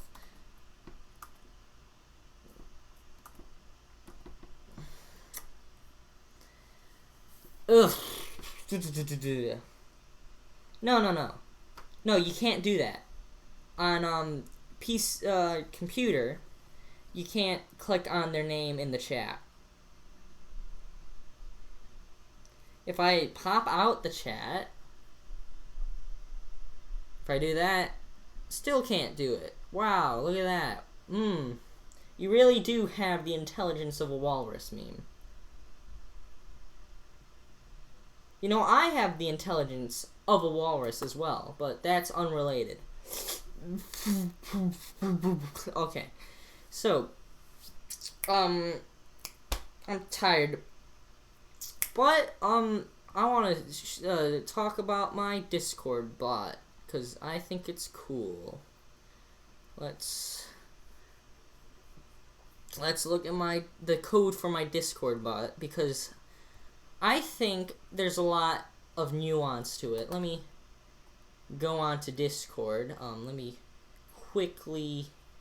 there's going to be a lot of stuff I might want to censor. Like my friends. Okay, so I'm just gonna explain it without revealing a lot from the actual thing, which is gonna be hard to do. But one of the features is that I take random pictures of Sherrod Brown, who is the Ohio senator, I'm pretty sure. I think he is the senator right now. Since 2007, yeah. Yep. Cool. So, one of my friends is a huge politics person. He's obsessed with him. And so whenever he says Sherrod or Brown, we send out a randomized picture of Sherrod Brown, and here's just a list of all the pictures. Let me... yeah, I can't open it from here, but... And then DeVito, is a bunch of random pictures of Danny DeVito, so that whenever someone says Danny or DeVito, the bot sends out a random picture of Danny DeVito. And then, oh shoot, I just showed the token. Okay.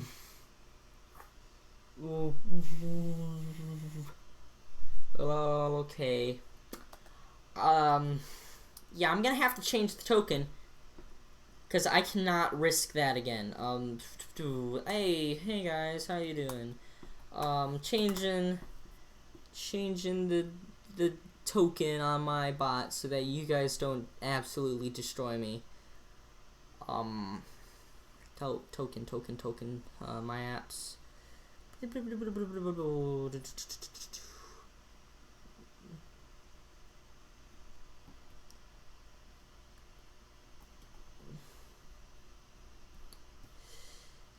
And now let me very quickly take that token part out of the code so that I don't risk anything. Okay. So, I initialize my bot, by putting in the discord.js thing. Then I also have a couple other things to write files and run code. And so I initialize my bot, have a bunch of things, and then I say if it's ready, I'm just gonna console log ready, and that's it. There's nothing else to it.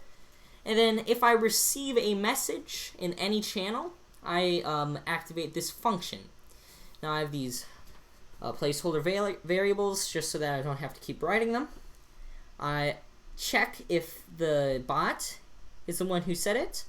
I set the bot's last message to whatever the message was, and then I'm done. So none of this applies. Now I say that if someone says whoops, we have it say Danny DeVito quote, which is yeah. And if someone says shut up, we have some vulgar reply. Now if they say Danny or DeVito or Dong, then we'll say that we'll say give it to me and a random picture of Danny DeVito. And if they type in all caps, then we say stop talking.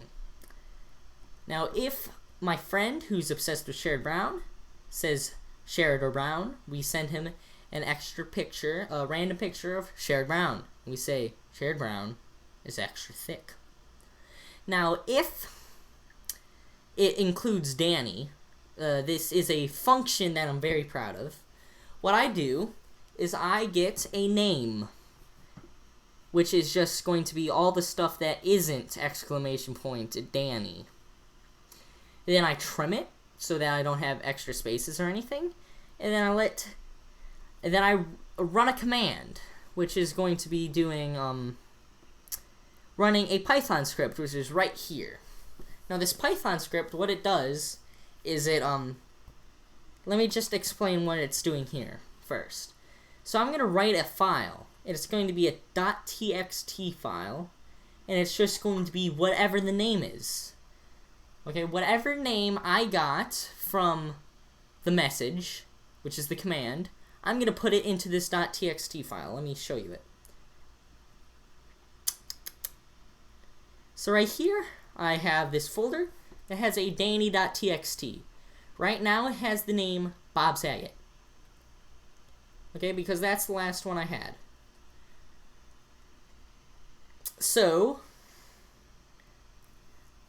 then what I'll do is I'll run my command, which is running this Python script. Now this Python script uses pill. What it does is it opens, right here, it opens my text file, my Danny.txt, which has my name in it. Okay? And then what it does is it opens up an image, Roseanne.png, which is this. This random tweet and or Facebook post, I can't really tell. I think it's Facebook. And it says they should just recast blank character with Danny DeVito, but not address it at all. And so what I did was I drew text using the text of the person name that they chose, and I drew it to fill in that space, and then I save it as output.png. So they should just recast Bob Saget's character with Danny DeVito, but not address it at all. So basically, I went through the trouble of creating a .txt file, reading it in a Python script, and then using that Python script and a PNG to create another PNG, and then send that PNG back here to send out. That's what I like about it. And then I have this other thing, which is quote. Now what it does is it takes someone's last message and it sends it back and it quotes it. And then I have this question mark quote, which just quotes it. Okay, if you want to quote something from the past, pull it up with question mark quote. Now, quote bot is how you quote the bot. And so now I have 2 copy pastas that you can replace stuff in. Oh, I just realized something.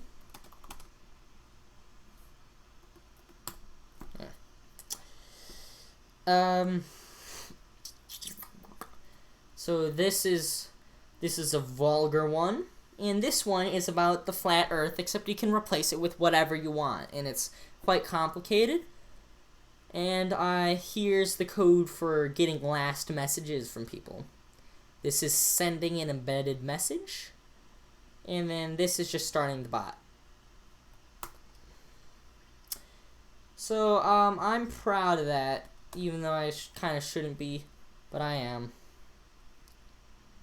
Put a pow. There we are. Got my token back. Forever restart. Index. Okay, cool.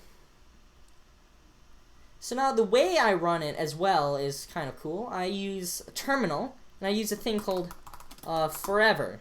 Now I have 2 bots running. Forever is something that keeps scripts, node scripts, running indefinitely, even if you close the terminal. So, I had to restart my thing because I updated it, and I also reset the token, which is I'm sort of risking right now. But yeah, so that's how I run the bot. So maybe we should see the bot in action.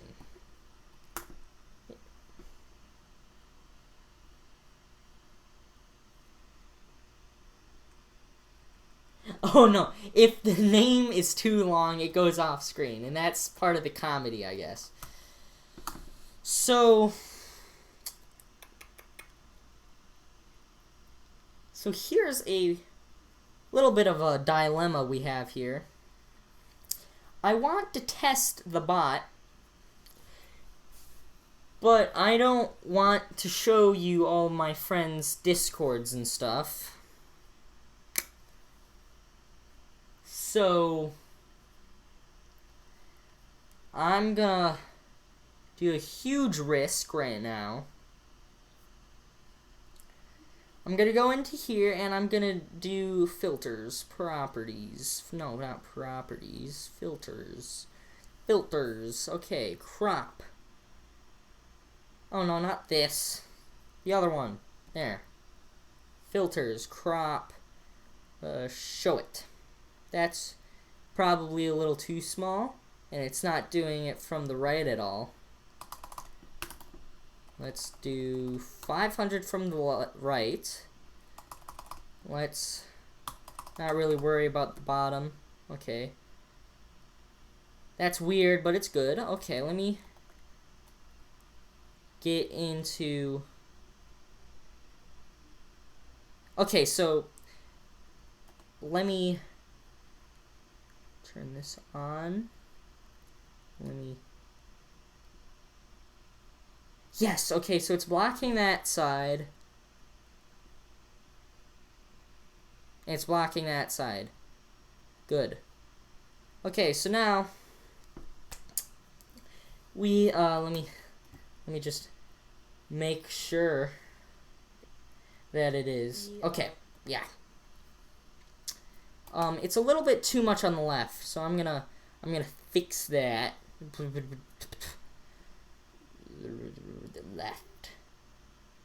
Left is only oh, that's on me. I keep forgetting. Okay, filters. Okay, left. Let's make you 800. Close. Let's see. Yep. Okay, that's good.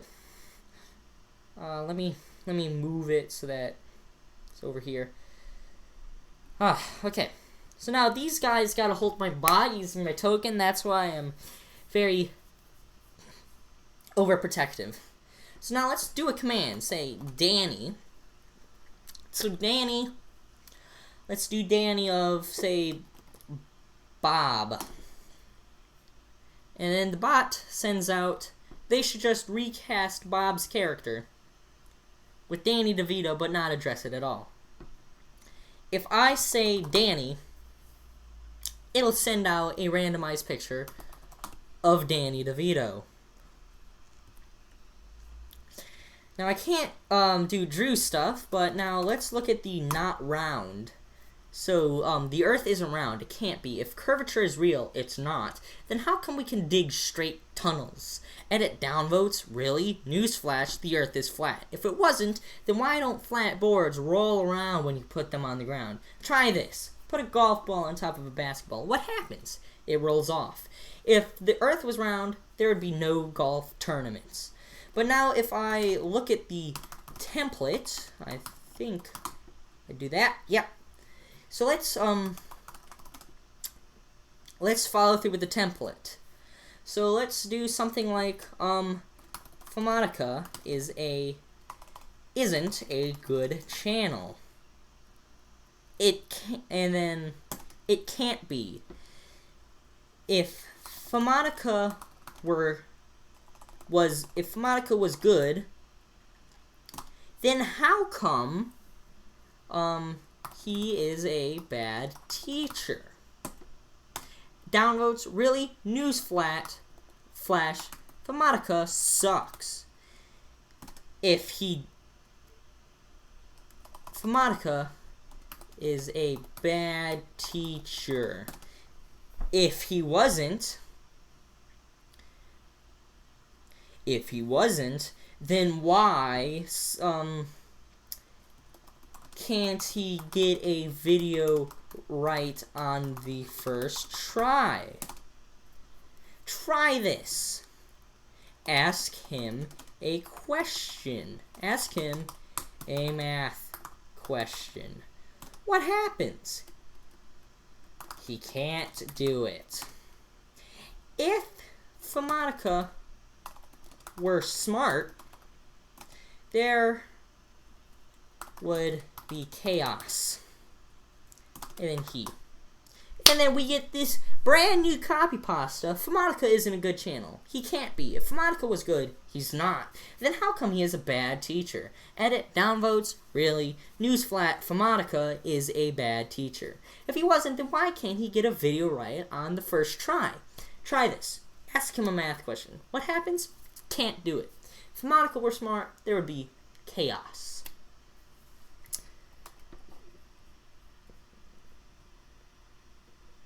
Christians 1, Atheist 0. Okay, so, and we also have this other one where you just replace it with, like, Danny DeVito. Danny DeVito has a gun. Danny DeVito has a trick. He can make his, okay, you get the idea. Let's do quote bot Danny. So now, whenever I want, I can say, quote, Danny, and it'll send me his beautiful, beautiful Danny quote.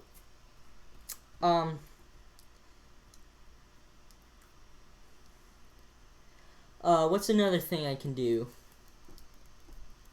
I can say, shut up, and then he'll say, please suck me off. And then if I type in all, if I'm mad and I'm like, I am mad in all caps, he'll be like, stop talking. He's really like a great bot. Now, thing about too long of text, isn't really that much of an issue except that it goes off the screen, but it makes it funny, so I don't care.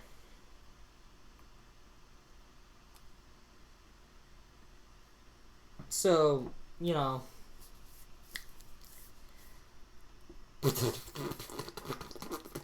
Yeah, so that's how my Discord bot works.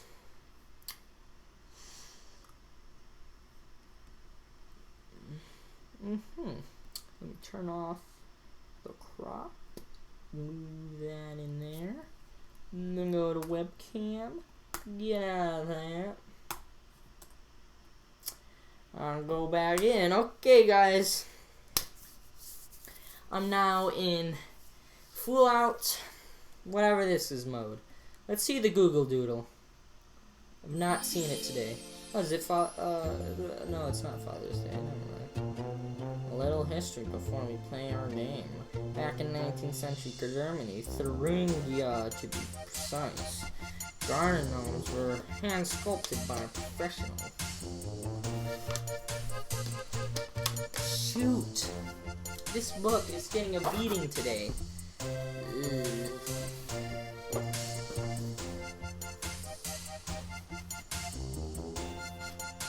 Yep, okay, it's good. Ugh. Oh, cool. Oh, okay. Let me try that again. Too early? You have to be joking me. Let's try it again.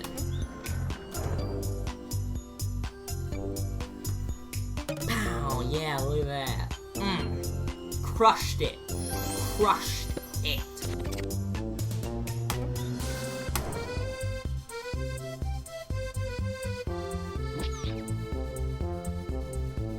What's this down thing?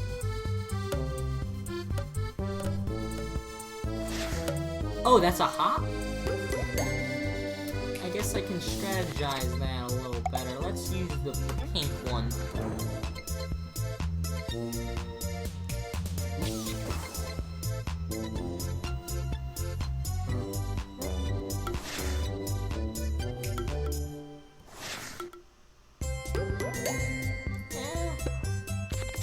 Let's try this one. Shoot, that was horrible. Redo that.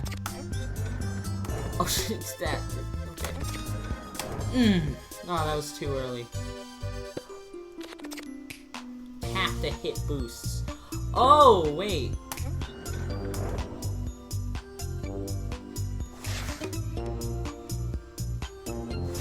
Oh, that's the hit boost. Okay, I was misinterpreting that. Oh, where are the boosts? How do I see them?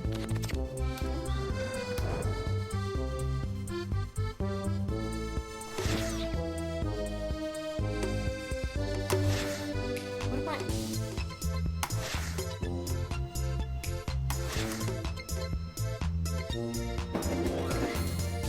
What is this?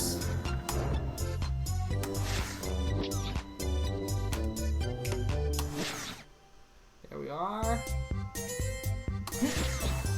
There. Yes. Oh ho ho. Oh man, I'm going on a rampage. Shoot. Oh wow, I went up really far. Yep, I'm standing straight up. Thanks for that. Cool.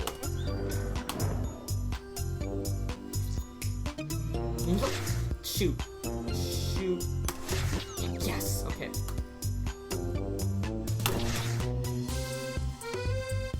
Okay, that was bad. Pew!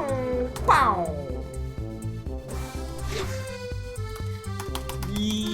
Oh, yeah. Oh, yeah, got it. Oh, shoot, I'm really bad with my timing here. Okay. Wanna get that.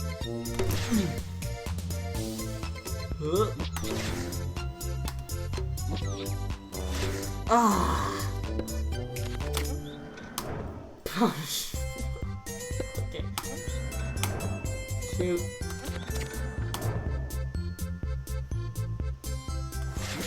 There we go. Oh ho ho, man. I might beat my... Yep. Ah. That was pretty good.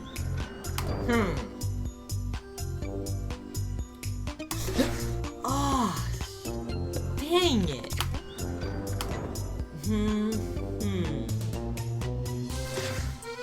Yeah. Ooh, yep, no.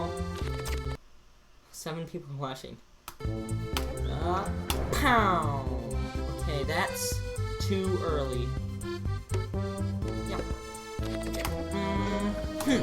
Oh, no, too late. I think it's like right at that point. That's gotta be... Oh. No, okay.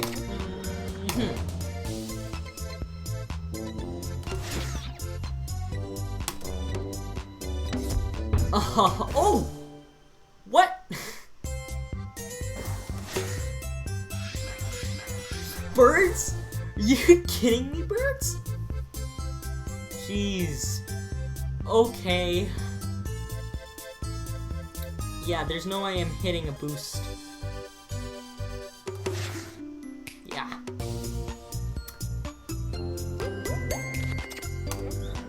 Yo. Oh. I thought I hit that. It looked like I hit that. Oh, I was so close to hitting that one.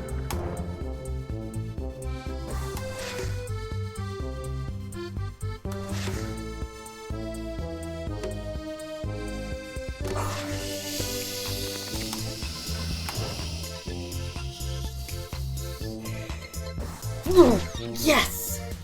Haha! You can't beat me, game. I'll beat you. Okay, okay.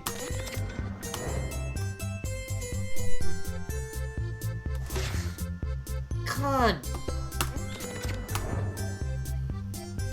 Too early. Yep. Too early, too late, I mean. Shoot. There we go. Yes, yes, yes. Go! No. Come on, come on, come on. Yeah. Okay.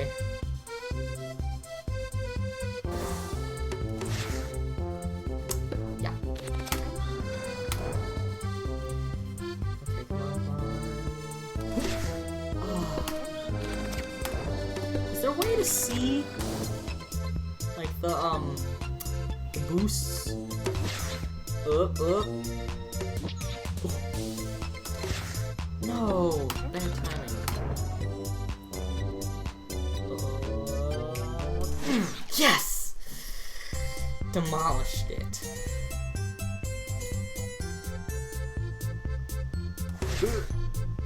Oh, come on. Oh my.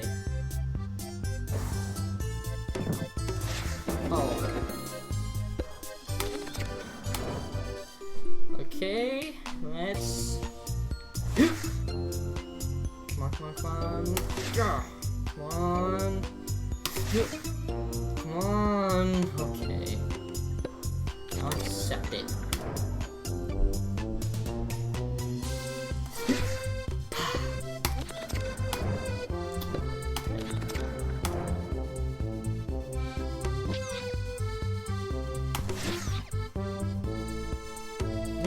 Maybe a good strategy is to go low to the ground. This seems to be working pretty well for me. Oh my god. Okay, let's just say I beat my previous... Oh! Okay. There's a trophy right there. Oh. No.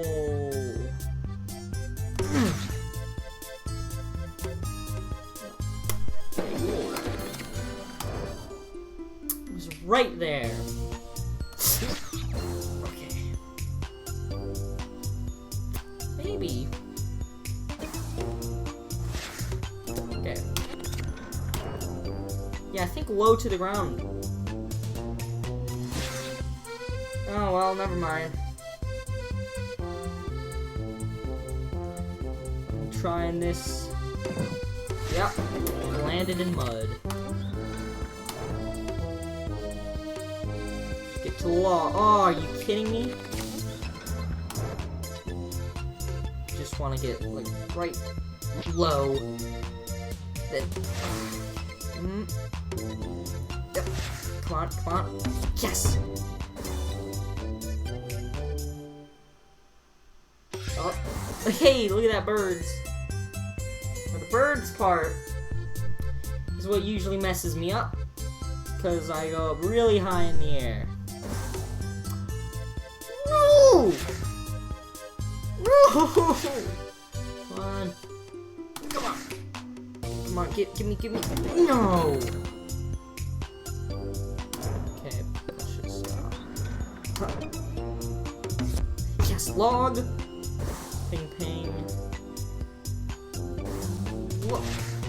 Got it. Got it, nearly hit the mud, though. Yes, birds! Okay, the birds sent me up really steep. So, right now it's probably good to just slam myself. Get more birds. Those birds sent me straight up. Okay, let's slam it. Oh wait, the birds are just gonna keep doing the same thing. Okay, let's hit the ground normally. And see if I'm able to lean. Oh, wait, no, I keep hitting birds. Yeah, that's the end of that one. Shoot. Oh, hey, that was lucky. Boom. Okay, I shouldn't have slammed right then and there. Bang. Oh god, I'm gonna get stuck in that mud. No! No! No, come on! Yes! Yes! No! No mud! No, please! -2! Okay.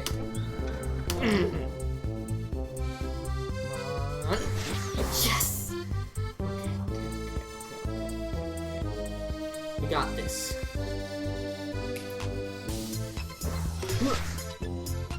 Okay. Oh, birds! I didn't even see that. Whoa, what happened there? I didn't see what happened.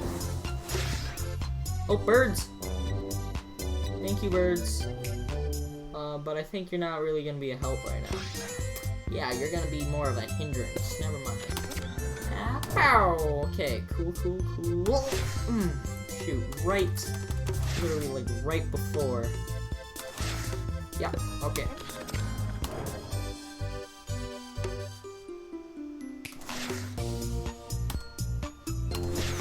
There. Okay. Let's hope that some...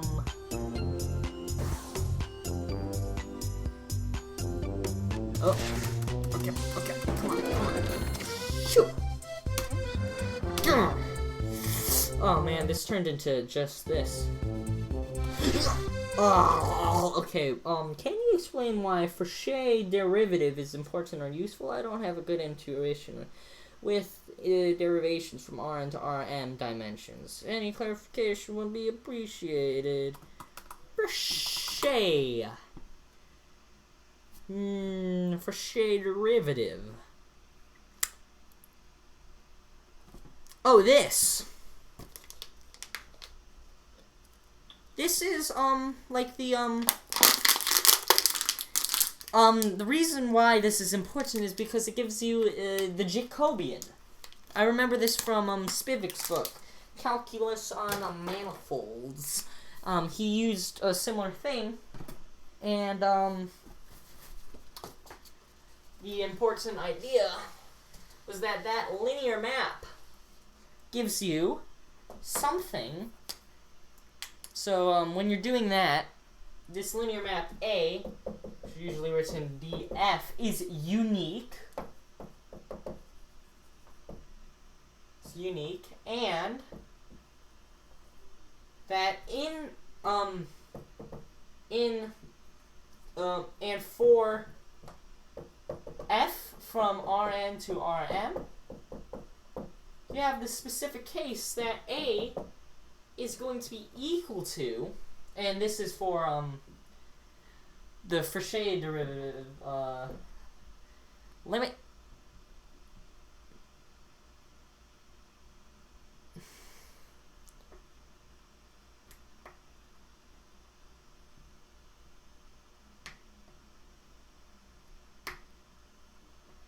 is that this linear map is the thing where you have h to that absolute value f of x plus h minus f of x, and then you have minus ah divided by that is going to be equal to 0. So you have this property that the derivative, if I just add an ah for this linear map a, that it's equal to 0. This a is actually going to be the Jacobian, which is del f1 on del x1, so on, del f2 on del x1, so on, and as that representation. That's why it's important, because it's an extension of the Jacobian to Banach spaces.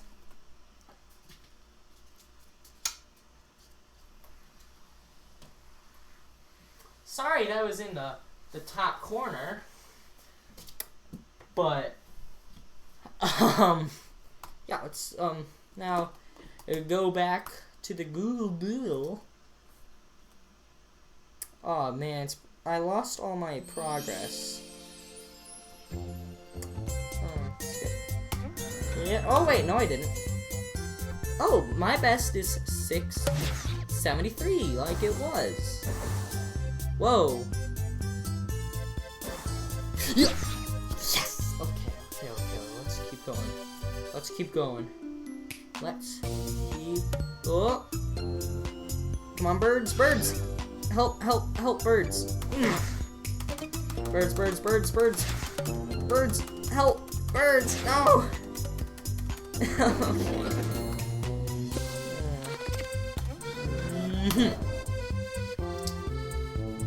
Smash it! Boom!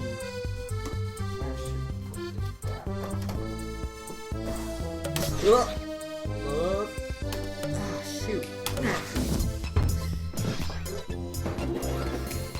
Aw, man! That's what I get. Ow.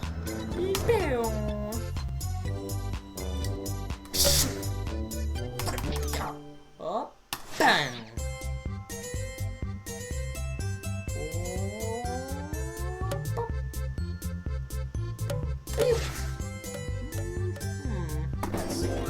That's not good.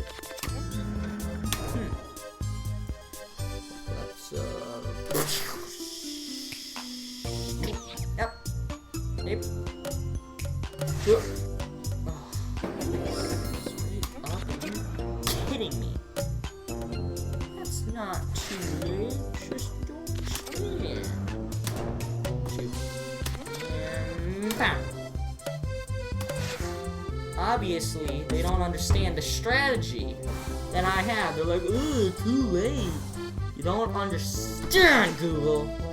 I am a master of this game. You gotta get that first log. Boom. Shoot! Yes! Boom! Destroyed my own home. Jeez. Okay. I didn't even tap anything.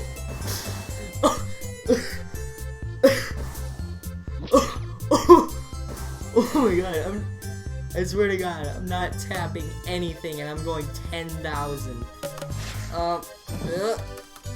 No! Oh,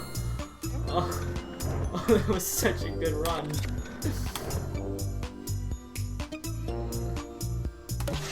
Okay, I think I'm gonna go with that strategy from now on. Okay, I'm gonna have to release it a tiny bit. Okay. Just get it right. Okay. Just right there. It's like right at the brink of being too late. Ah!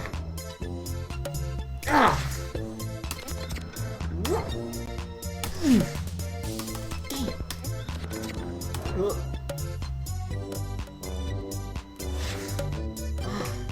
Okay, I gotta keep it going. Yes! Okay, got it. Oh, clouds carry me away.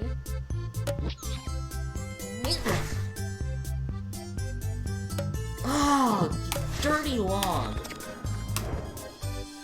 Shoot. Oh, okay.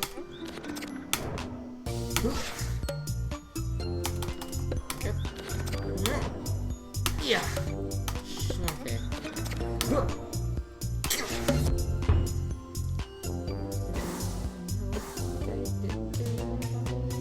God. Okay. Ah, you dumb log. Oh man. Okay, those birds. Oh man, those birds. Ah. Oh. Yes. Yes. Oh yeah. Okay, cool. Oh. Birds. Yes, birds. Oh man, those birds. I love birds. In this game. Not in real life. I hate birds in real life. Yes! Yes! Yes!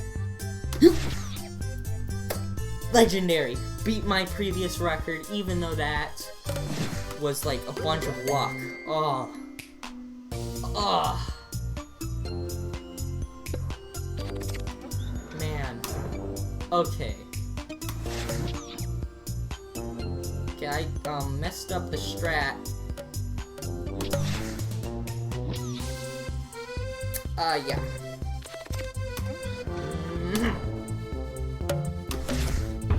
Okay. That is that first log. Legendary. Yes, there. Straight up.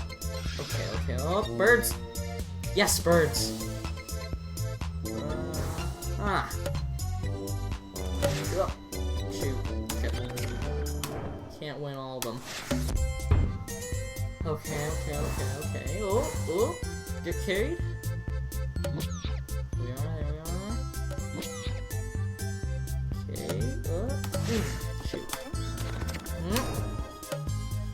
Oh, too late. Yeah, it was too late. Okay, let's launch. Right there. Log. Dang it. I want to get that log. That was way bad. Yep.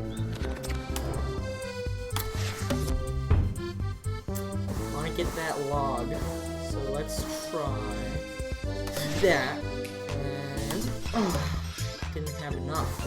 Okay, I got birds. Birds are big help. Oh, missed. Yes, got that one. Okay.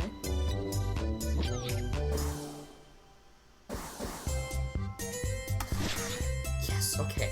So let's hope there's some logs. No! Shoot, if I only knew there was a log there. Okay.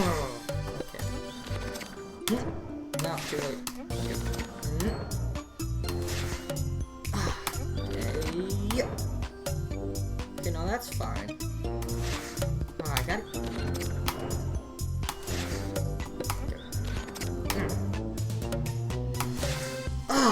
Okay. Pow! Okay, so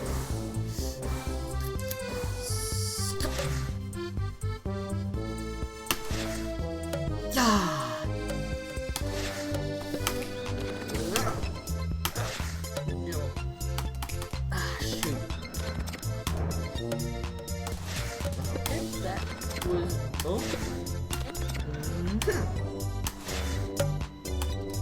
okay, yep.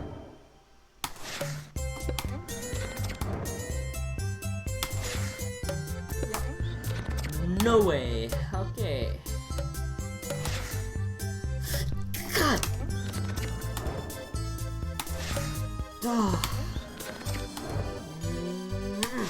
Okay. There. Jokey. Okay, so again, first log, very important for the trademarked Thematica Google Doodle whatever. Yes! Okay, Google Doodle strategies. Sorry. Oh no! Almost got that log. I really want that log. There's something. No! The log betrayed me. Why did you do that? Why did you do that, log?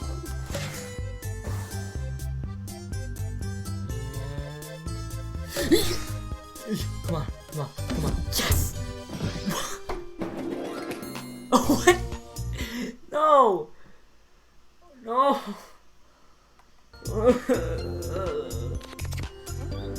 You!